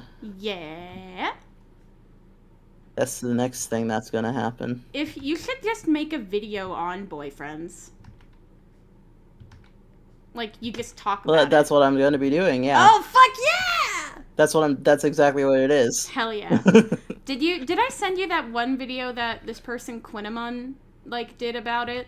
That I thought was really nice and insightful? You did send me that. I just never watched it because I got scared. No, it's good. Like, I was kind of like, oh god, what is this? But then, I mean... I know you said it's good, but I'm like, No, I get weird about good. stuff like that. No, but I do want to too. see it. I do too. Like, I don't know. Whenever I see that person also talked about the Digital Circus finale. Yeah, and was based and correct. I didn't see that either. No, but good. I mean, they're based and correct. Maybe I should see them because you keep saying they're based and correct, so I should maybe do that. Dude. Literally, like they talk about like kind of disturbing shit, but then it's like, yeah, man, that's just art. Shit happens. And it's really interesting. It's That's like, true. This is one of those people that like I trust to talk about fandoms like correctly. You know, not in that jeering like outsider looking in type of thing, but like somebody who was on the inside, on the ground, in the middle of it, and then looking at it retrospectively. Yeah. Okay, that's good to hear. While making like a couple I like that endorsement. Of like good-natured gabs, you know? Yeah, I get you. That's cool. I don't... Also, apparently Lollyrock is coming back. Oh, yeah. That's cool. Yeah. I haven't seen that, but it looks neat. I like Lollyrock. I watched it a lot when it like kind of first came out. Dude, I'll be honest, I don't like the Lollyrock music. It's so nothing. And for a show like the opening theme is cool, but for a show that is like an idol show, shit, those songs stuck. Interesting. Like, when I start the day, I'm checking on my friend. And it's like, what the fuck? What year is it? 2001? Like... That's really funny. I don't know. And I don't... It's like, in my head, like, is it comparable to, like, the fucking Equestria Girls or something? Because that's the kind of thing that I have in mind. No. Equestria Girls music fucks. Okay.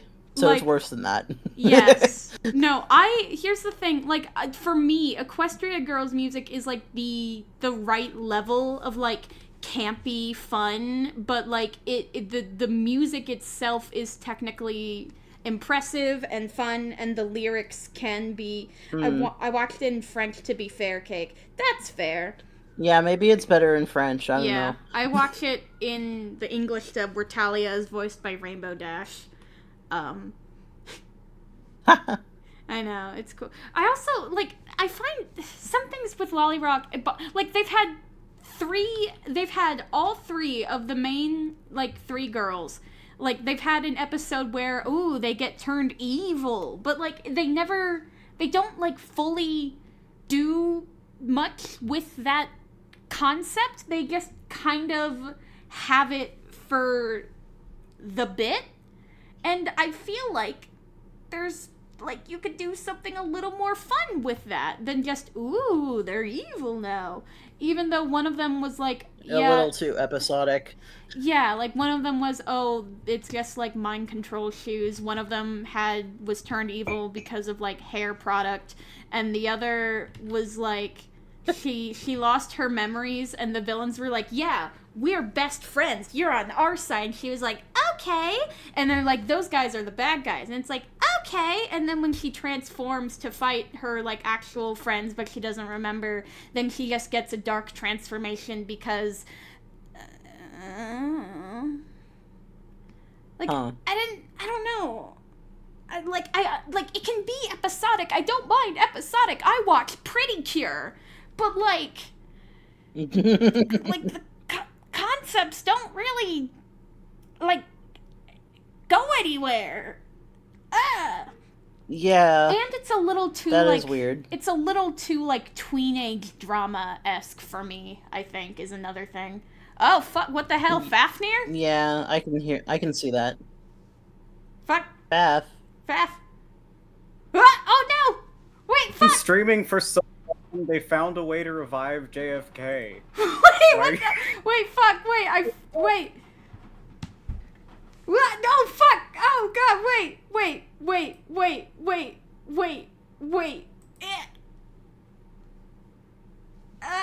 Avengers Assemble! Oh, God, now Raven's covering Faf. Fuck.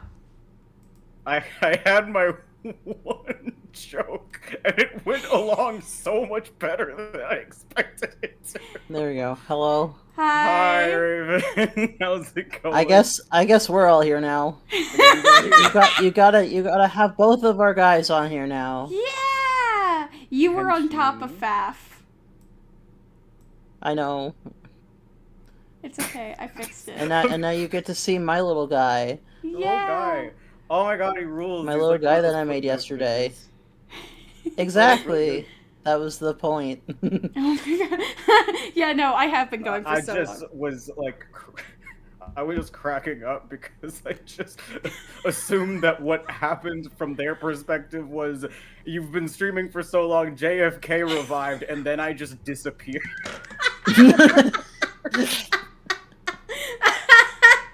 No, I mean, I did hear that. Like, okay, that's a sentence that was spoken. Mm-hmm. I had to come out swinging. You always do that. Yeah, I gotta make a proper jump scare. Yeah, because you can't do the white woman jump scare. Anyway, we talked about Digital Circus and other things for like the past 3 hours. Damn it, I wish I was there for the Digital Circus talk. Dude, it was fun. What are your Digital Circus thoughts? I've been wanting to rewatch it. Just that tell us. I like hearing people's Good. thoughts, and then like, it's such a weird thing for me because usually it's like, okay, yeah, give me some time and then I'll think and then I'll cook and then I'll have something to say. And then it's like, I can't really say much unless I'm ping-ponging off of someone with that show for some reason. I completely get that. I'm like that with most things, honestly. Well... Someone else has to talk about it to me first, and then I can talk. Oh, yeah, dude. I'm great at just talking about things. You are, and then I can talk afterward. I'm the ping pong ball, and you guys are holding the paddles. Yeah. That's how it works. Yeah. Well, we watched a video where somebody had a dog shit opinion about it. Awesome. You know. Yeah. And, I mean... Classic internet. Yeah. Where the fuck is I did see one, like, the other day. It was kind of funny just because it was like, he was like, yeah, I've never really done media analysis before. I'm just a silly React YouTuber. And then he, like, actually had some thoughtful things to say about it. Oh. Fuck yeah. And, like, it was something along the lines That's pleasant. of... Yeah, one thing that he said that, like, really stuck with me a little bit was, like, Gooseworks, when, like, after the second episode or something like that, she said something along the lines of, because I want to ask her, like, what do you want people to take away from digital Circus? Yeah, oh yeah, yeah, I love that. There's beauty in, like, a daily life or whatever. Or I think what it was specifically is, like, there was meaning in a stagnant life. Yeah. Yeah. No. And that was just like, man, that weirdly... my therapist has been making me practice, like, acceptance exercises, like, just accepting things, and, like, you know, hearing that and being in that sphere right now of learning that shit, it's like, all you have to do is the watch way that Digital it ended, Circus. like, didn't answer every question. Yeah. Not everything there was perfect, and that's okay. It's kind of what that was meant to be at the end, and I just thought that was weirdly poignant. TM. I don't know if I'm actually using that word correct. No, you are. Yeah. Yeah. I mean, that's kind of how we think I feel like a lot of the people who were mad about it were the people who just were like, we need concrete answers for literally everything. Like, the people like, no, who you are don't. mad about it... Did I tell you about the people that were mad about, like, Zubul not looking into the camera and saying, I'm non-binary? Holy shit, we had the exact opposite problem. After all this time? Like, we had the exact opposite problem. It's not... Well, no, I hate the fact that so many people for so long, and still to this day, only refer to Zubul with she, her pronouns, and I'm like, Zubul has never been referred to with she, her pronouns. They've exclusively been they, them. Even Jax is, like, uses I don't the correct understand. pronouns. Yeah, both Jax and Kane and he's know literally their a pronouns, closeted and they're trans fine woman. about it. Yeah, yeah, she's but he's the Tumblr sexy girl, Jax is so respectful. Yeah. At the very least about that. Respectful to They're not other respectful people. about much else about Zubul, but that at the very least. And that's the thing too. Like, she does kind of make jabs at Zubul for, like, as in their mind, quote, gender freakiness. But, like, because you said they're earlier, internalized trans misogyny. Yeah, it is completely internalized. Yeah. Yeah, I saw something. And I'm so glad that at the end, I was basically validated that they would be good friends, and if they didn't hate each other. In another universe, they would be best friends. And I'm like, yes! Lee goes to Riley's bar and they hang out. I know, like That's the queer awesome. bar. I thought it was really cute that they knew each other in ways Yeah. they didn't know or didn't remember. And that's cool as hell. It is so like, yeah, maybe beautiful. now they can get along, and hopefully they can in the circus later too. Yeah, well, I mean, you know, if But who unabstracting knows? becomes a thing, but I like that it isn't. Like, which and there's is up in the air. all these, like, fan works and stuff that I like seeing all these different interpretations. I also like yours, Raven, with Jax, like, very cautiously being like, hey, maybe, could I wear a bow? Maybe? Well, I made that out of spite because I was low-key upset at seeing everyone be like, yeah, Jax unabstracts and she's, like, totally normal and cool now. Like, that wouldn't happen. Jax is going to take a long fucking time to recover from, like, all of the internalized bullshit that she has. And also metaphorically committing suicide. Maybe lucid enough to be unabstracted, but not like a normal-ass person. That's not happening. Subscribe to what do you mean by metaphorically committing suicide? Well, so, I mean, abstraction, it's not a one-to-one, obviously. But there are, like, a couple of instances, like, where, like, when Pomni's like, what would you do if I abstracted tomorrow? Or Zubul saying, we're not going to have you go off and abstract somewhere. I don't think it's always one-to-one, like, with, like, oh, abstracting is a choice. Sometimes, I don't know, you just fucking go crazy. But it is literally just, like, kind of giving up. In some, yeah, it's like giving up. In some instances, it feels like a very apt metaphor. I don't mean, it's not always 100%. Is that an acceptable answer? Because it is something that you can, like, recover from a little. Actually feeling like that, but I don't remember what they specifically said. I couldn't hear because both of you. A friend of mine. Oh, sorry. A friend of mine was very like, no, it's not like a suicide parallel, but I don't remember exactly what they said about it. That's fair. It is definitely at least like a very dark path to go down. That's like you're irrevocably hurt and you can't like get out of that. And you okay, I'm gonna read what they said out loud if that's okay. Yeah. They said, I really dislike the suicide comparison. I think it's got to be something along the lines of like the abstracted versions of the memories left behind by a person who's no longer in your life for whatever reason. Like what remains after a severed connection. I think that interpretation makes a lot more sense with how abstraction's framed in the storytelling and how the characters interact with and treat the abstracted characters. It also makes the touching abstractions physically hurt the characters make a lot more sense too. Did that make sense? Stream of consciousness that I read it too fast. I sort of see what they mean. I still don't entirely. I don't know, because like when characters talk about abstracted characters, they're talking about them like they're dead. Because in the circus, they may as well be. Yeah, I think it was like they're too far gone. At least, like personally, from what I was seeing, with how they phrased it, and like my experiences after watching the last episode. Yeah, I was very much just like, specifically with the Jax scene when Pomni went into Jax's shit. It's like, no, that is an abstracted version of her that was left behind. That makes a lot of sense. Yeah, I cannot do this. It's a one nuanced fucking thing. Yeah, exactly. It's hard. It's a very nuanced thing. It's like the whole thing is nuanced story and meant to be open I know, to crazy. It's almost like it's a people character. don't like that. Yeah, people fucking Jesus Christ. Oh my god, I'm not over like it's. Oh god, people are so allergic to nuance. Dude, people are so allergic to. Some people being mad because of Jax not getting unabstracted. I remember people were like actually mad about that. I'm like, grow up. I mean, most people. It's ambiguous though.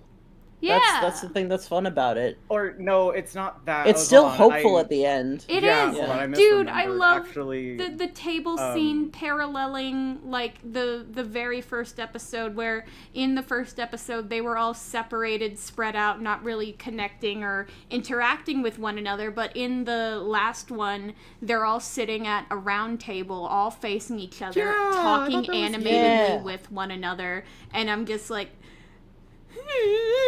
And eating different foods instead of the same stuff. Yeah. But I was fucking remembering though. I had it and then I immediately lost it. Oh yeah, no. People were like, they've riskified Jax. Oh god. I've heard people try and compare the two. He did nothing wrong, or he did everything wrong and deserved to die. No, I saw this one fucking like Instagram reel thing of some dude saying like, I think it was a fitting end for Jax to be abstracted, and I'm like, what the fuck do you mean by that? Like, just like you're saying a person shouldn't get like, I don't know, a chance to do better? What the fuck? Like, some people were mad that we got the Jax backstory after he, like, abstracted, and it's like, no, I feel like it's kind of important that we only get it after, because it's, I don't know, a cautionary tale, a tragic what if, because Jax, I saw somebody, it was in the Quinamon video, actually, that I was saying before, like, Jax in the Digital Circus is the trans bad ending, because, like, out in the real world, like, Jax or Lee still has the opportunity to change and discover herself and not be a massive piece of shit. We don't even know what, like, they were like in the real world beforehand. I mean, they seem kind of dorky too, like delivering the package, fucking saluting. What a nerd! Yeah. That was cute as hell. So, like, the Jax personality we see is very likely just because of the circus. Yeah. But anyway, something, accept yourself, love yourself. Yeah. I was laughing really hard also when I was watching, it was Quite's video where he was talking about it. And I was just laughing my ass off when he pointed out the whole, like, button to stay in the circus forever was, like, the red pill for estrogen. Holy shit! Oh my god. Shut up. I'm like, Shut that's up. really funny. Dude. I can see it, but it's funny. That's incredible. You know, that would make too much sense. Yep. It's the Matrix all over again. I'm like, no notes. I'm like, this was your first time doing this, and you kind of, like, did a really good job on it. Good job, dude. You pointed out some shit I didn't even notice. What the fuck is happening? Well, honestly, I didn't really notice any of the trans Jack stuff until, like, the end either, but that's like, because the trans woman's I know. trans man's experience is so different. I know. Wait, no, I know what it is. Never mind. Don't talk to me. Don't look at me. Was anybody else tricked by the two scenes in the finale into thinking abstraction would get cured? I actually... A little bit. Okay, so what I thought would happen when, like, we saw the scratch thing, I thought Kane, like, found... Because it said, like neural scans obsolete. I thought those were the abstracted minds. It was a little confusing, but, like, after Raven sort of explained it, and, like, I've seen other things. Yeah, no, it makes sense. It's still a little, like, that's confusing, but they were trying to go for, like, an avant-garde thing, so I understand that, like, yep. Yeah. It was a little weird, but... It was a very confusing scene. I didn't get it either. I thought it was, like, a parallel worlds type thing, where it's, like, he's doing something in the void, and then his, like... The AI in the computer was doing something with the neural... or some shit like that. I couldn't wrap my head around it at the time. Yeah. But, like... I mean, upon further... It makes sense that it's, like, 2 points in time.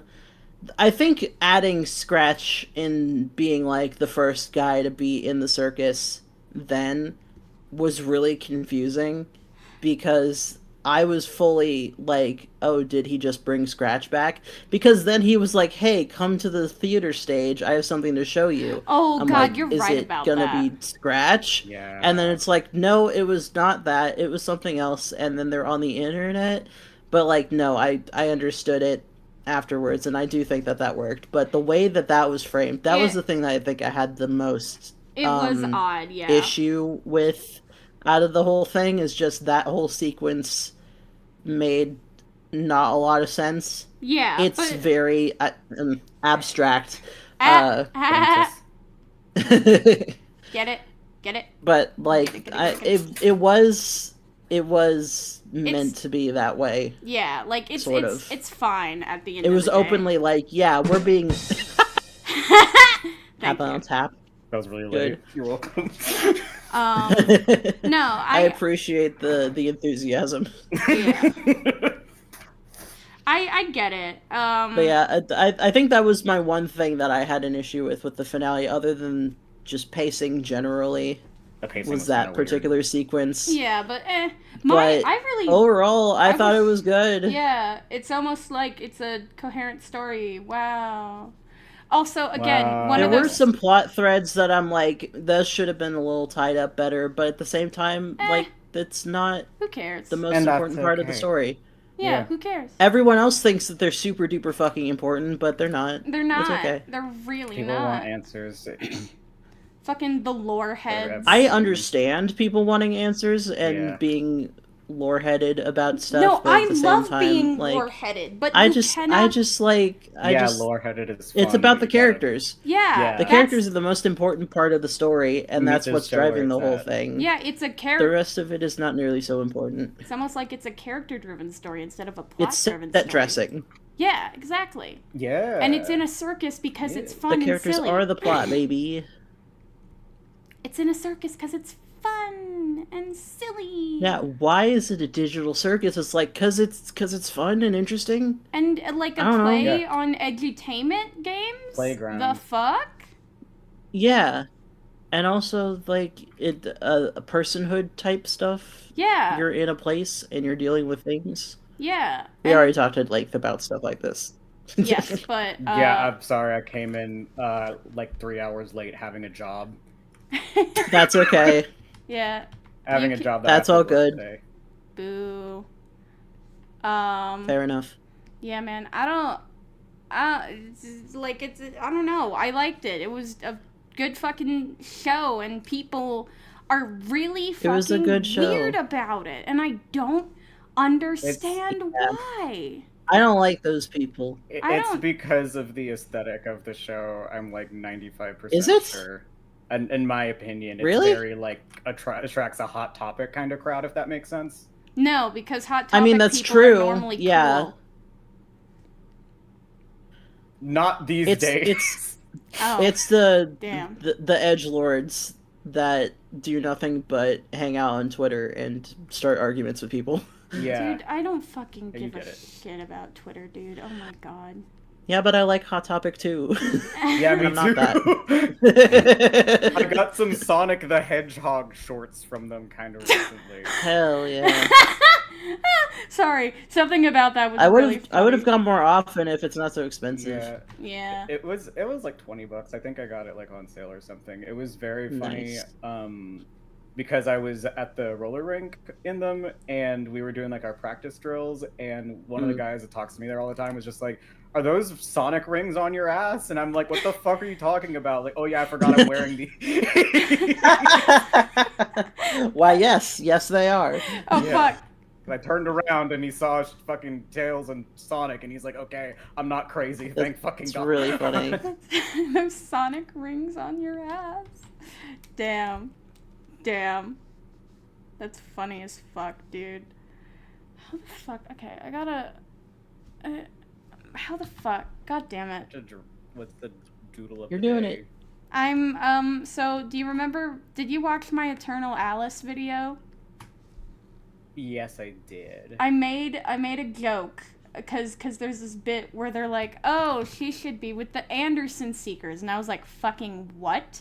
And so I was like, I made a bit where it's like, do I get to choose my contract? Should I be a Poe seeker, a Dull seeker, or like a Rorden seeker? And the Edgar Allan Poe design popped the fuck off. So that's what this is.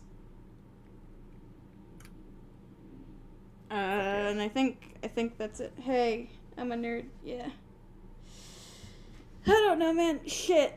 Me when I'm a nerd.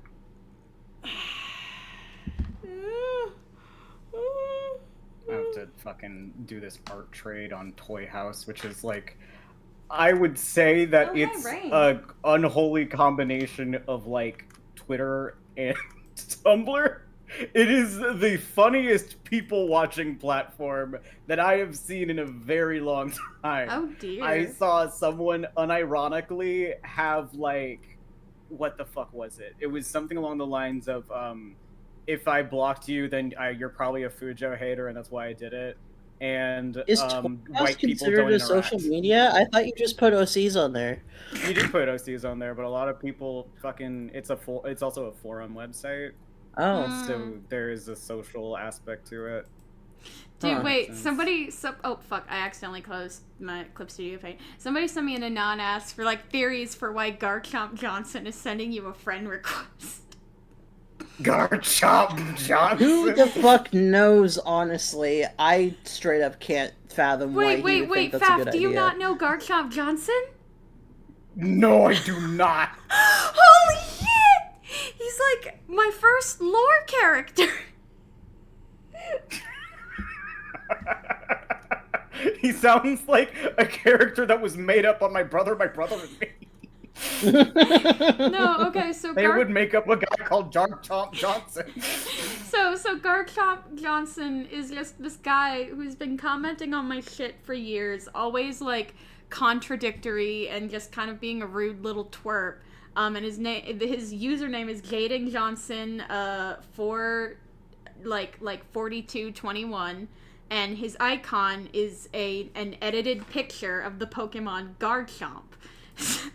So I just started calling him Garchomp Johnson, and I think that one time where we like showed like Steam stuff, and I was like looking through Steam, I don't know, and so he's been sending me friend requests on Steam, and it's like, buddy, it's not gonna happen. So this person, really fucking crazy. This person's like, number 1, he wants to debate you. Number 2, he wants to apologize for being so rude in your comments all this time. Number 3, he secretly wants to be your friend. Those are the 3 options. Yeah. I mean, I like how optimistic they are. Yeah. What do you, the viewer, think it is? More to vote on your phones. Anyway, yeah. Oh, God. Fucking Garchomp Johnson. That's how, I don't... Garchomp Johnson. I can't believe that you haven't heard of him yet. I wouldn't debate a Garchomp. That thing could eat my head. Yeah, but this is like a Garchomp if it was like a loser on the internet. Garchomp if it sucked. Garchomp if it sucked. Yeah, pretty much. Anyway. I have been streaming for fucking yawning 3.5 hours. That's why I told you that fucking JFK was revived, because they took your stream was that long. You missed out on some really important shit like that. That definitely happened. Faf, don't spread misinformation on my stream.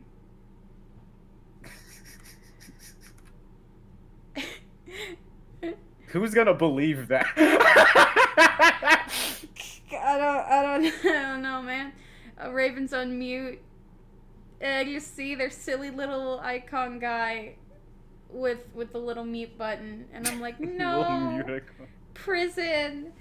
They're in prison. Jail. Wait.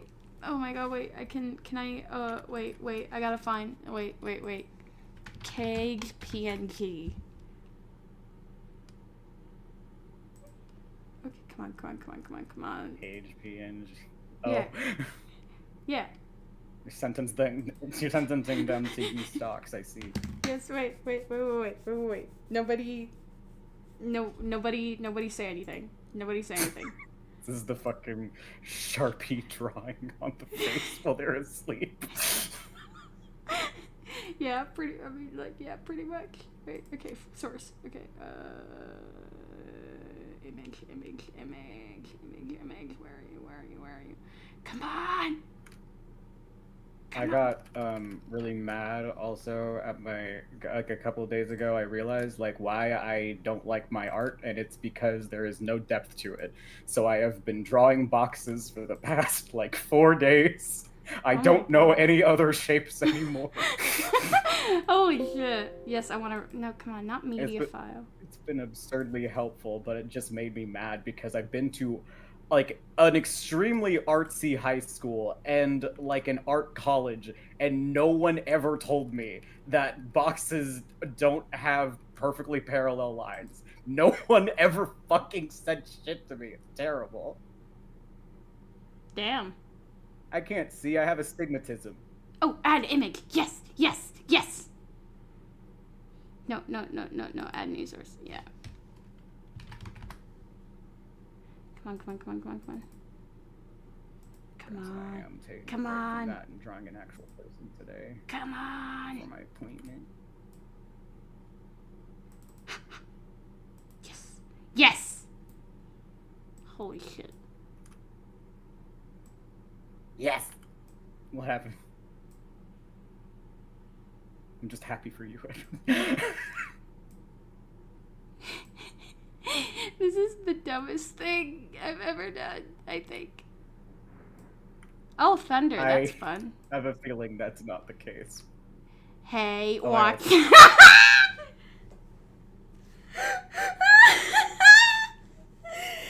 Jail! They're in jail! Jail.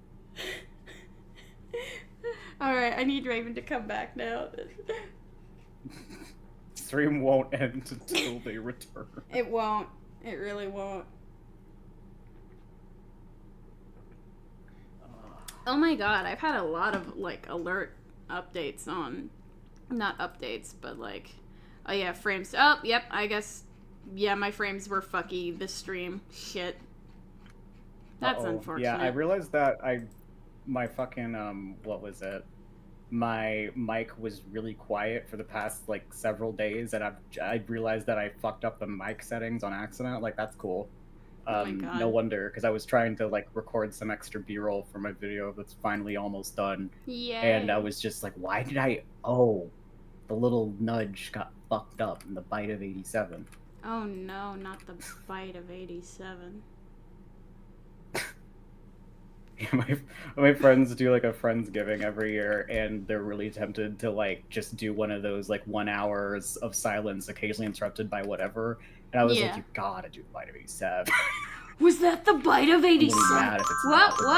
What's dinging? Whoa!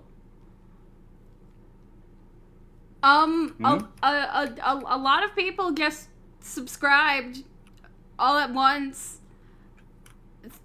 Thank. I hope that wasn't a bot. Thank you. I mean, they don't look like bot names. That was very funny. And if it is A, what do I care? Hey, free real estate. A. Oh fuck! You don't have health insurance. I'm so sorry. What? I just realized what your donation of the I do now. Oh, I thought it said health insurance and stuff. Well, yeah, but like I don't know, it'd just be helpful to just help me with the health insurance. Yeah, someone should. So you can play House MD on the DS. Jesus Christ. Oh my god. Like, you to were make it so... even more stable. Yes. Yeehaw. Fuck. How did I even... I'm not ending stream until Raven comes back, like, legitimately. I need this to see. It's that important. It is. It's important for the bit. I've always wanted my stream to look like that. Just a bunch of guys, a little bit going on. I think that is going to take a good 6 minutes to pay off.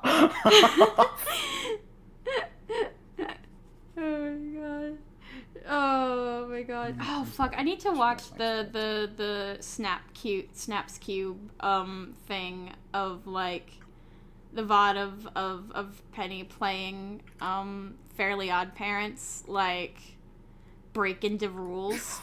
And I like forgot that she did that. The bit of like, alright, I'm gonna take a very long sip of water and you guys better keep track of the community pizza. Hope you enjoy it. And then like you just see Timmy like rise up, steal the pizza, and like vanish, and then it's like bail. That was really good. Hey, you guys finished the community pizza. I'm glad you liked it. Like it's like some really stupid shit like that. Oh my god. There's one streamer that I watched, his friend came in like a panic and he was like, "Oh my god, girl, what's wrong?" And she was like, "Henry Kissinger died." Like it was a terrifying news. Because like he thought that something legitimately terrible happened to her. Oh my god. I feel like that's a lot. Like something will be wrong with like my mom or whatever, and I'm like, oh my god, and then she just says like somebody died. Also, I gotta be completely honest. Like y'all gotta stop asking about the Glitter Force video. I said this on Tumblr, but like it's gonna be done when it's done. I am the only person working on it. I haven't even finished the script. The only reason... What? Okay, that's gotta be... Okay. Okay. How do I turn that off? Let's see. Alert box. Let's just, not have that for now. Oh, are you still getting all of yeah, that? I got a lot of ding dings. But like, I mean, the Glitter Force video will be done when it is done. I know that it is somewhat disappointing, like to be excited for something and it takes so long for it to be done, but I do not control the speed in which my brain hyperfixates. I have multiple things that I'm working on. I'm trying to do side projects in the meantime. Yes, so like I am putting stuff out like while working on the Glitter Force thing. I haven't even finished the script. I've just started editing the parts that I have finished so that I can feel like I'm accomplishing something. And it's just, no, you don't have to be sorry about asking. It's just multiple people have been like saying like, oh, is this done? And it's like, okay, no, it's not. Like the answer is gonna be no for a while. Also, like, don't pressure me. Don't pressure me. I'm already gonna do it. Yeah, a large reason why I don't personally tease my shit is because, like, I know me, and if people tell me, like, oh my god, I'm so excited, when's it coming out, I'm just not gonna finish. So I just don't say anything. That's fair. Surprise. For me, it's mainly just, like, I jump between projects like a ping pong ball.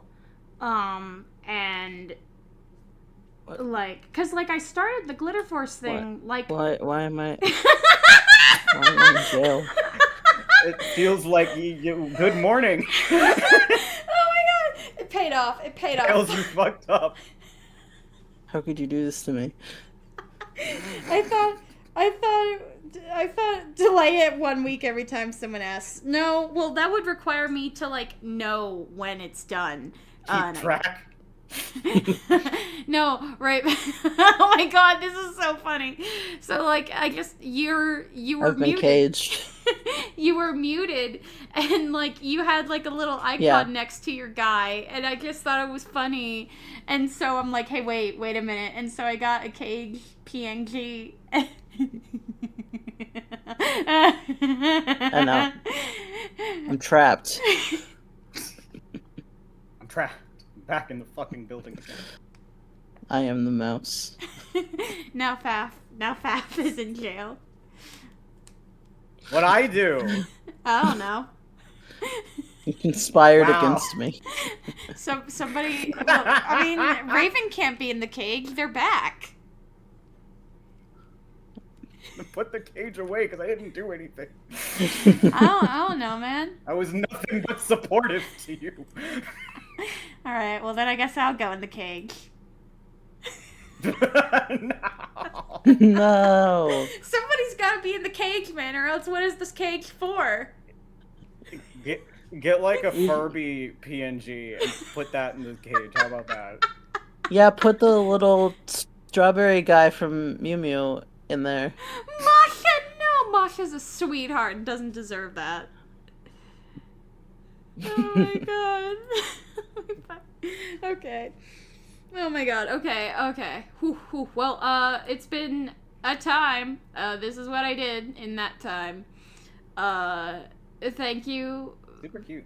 very much for coming and reacting. I was gonna do another video about like Gameoverse and somebody saying that like it's not indie or something. I want to eat. So that can happen we'll another have to do that time. next time. Yeah, you say I mean, fucking, do you want to be here for that? What the hell? I mean, if I can, that'd be fun. Aww. I like Gameoverse. Aww. Dude, that was not what you said when it first came I like out. I like hanging out with friend. Aww. I had problems with Gameoverse, but I think it's neat. I have no idea what the fuck Gameoverse is. Another glitch thing. Oh. I love I like hanging out with friends. Yeah. Playing and drawing. Yeah. And Anyway. being imprisoned. No, Being imprisoned. you're done. Yeah, I got rid of the cake. It's fine. You I served your served my time. time. Yes. Thank you. But I need to have also somebody noted at the beginning of the stream my like starting soon screen is misspelled. And no. Yeah, I probably should have told you about that a long time ago. You knew? Of course I knew. I thought you would have noticed too. Eventually. Why? I didn't think it'd take this long. I'm never in these on time. I have an excuse. Why didn't Staring soon. Why didn't you tell me? I thought you would have figured it out. How You were just staring at everybody. You were staring soon. It's like it's not like it's wrong. No, that's true. Everyone will be staring at stuff on your screen that you're sharing. Oh my fucking! Holy shit! Oh my god, do I have the original file so I can just edit And now we've the come text? full circle. Oh my fucking Hooray. god, holy shit. Wait, I'm editing this shit right now. Fuck off. Oh my god. Oh, starting. Oh my god. Fucking. Holy shit. I cannot believe I have been betrayed so utterly. Wait. I really didn't think it would be that big of a deal. How would Yeah, it you not- did freak it. What do you mean? I mean, like, it's not. It's not. You got so upset. Well, it's more so, like, at first it's like, oh, you know, haha, silly goof, whatever. But then, like, somebody who has fucking seen me do these streams multiple times. You've seen it. And you didn't say anything.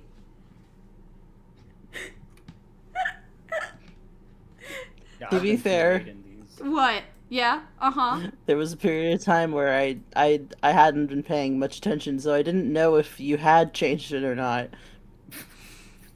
But then people mentioned it today, and I'm like, oh. I guess she didn't. So we are acknowledging this. Maybe you should put him back in jail. Yeah. No. Yeah. No. Don't bring me back in the bird cage. There we go. There we go. No. Wait, do we have to... Oh, I guess I have to change it, like, in the source. I thought if I updated, like, the image, then it would... Oh, what the fuck is the... Oh, huh. That's a different folder than what I thought it was. Anyway. Oh my god, I have your... Faff, I still have your little autism guy. Autism breacher. Yeah! See, there! There, is that better? You jerks. Hey, like I said, I have nothing to do with that. I never get here until like 5, usually. Yeah, look, I'm usually not even here. Yeah. But I would see You've it been on my looking at streams before. the VODs. Yeah. Hey. Yes, but not in a long time. Yeah, that is true. Okay. And usually not at the beginning. Yeah. Whatever. There you go. Yeah. Yay. I need, I guess, do I need an ending screen? I don't really think so. Anyway. You could do it if you want.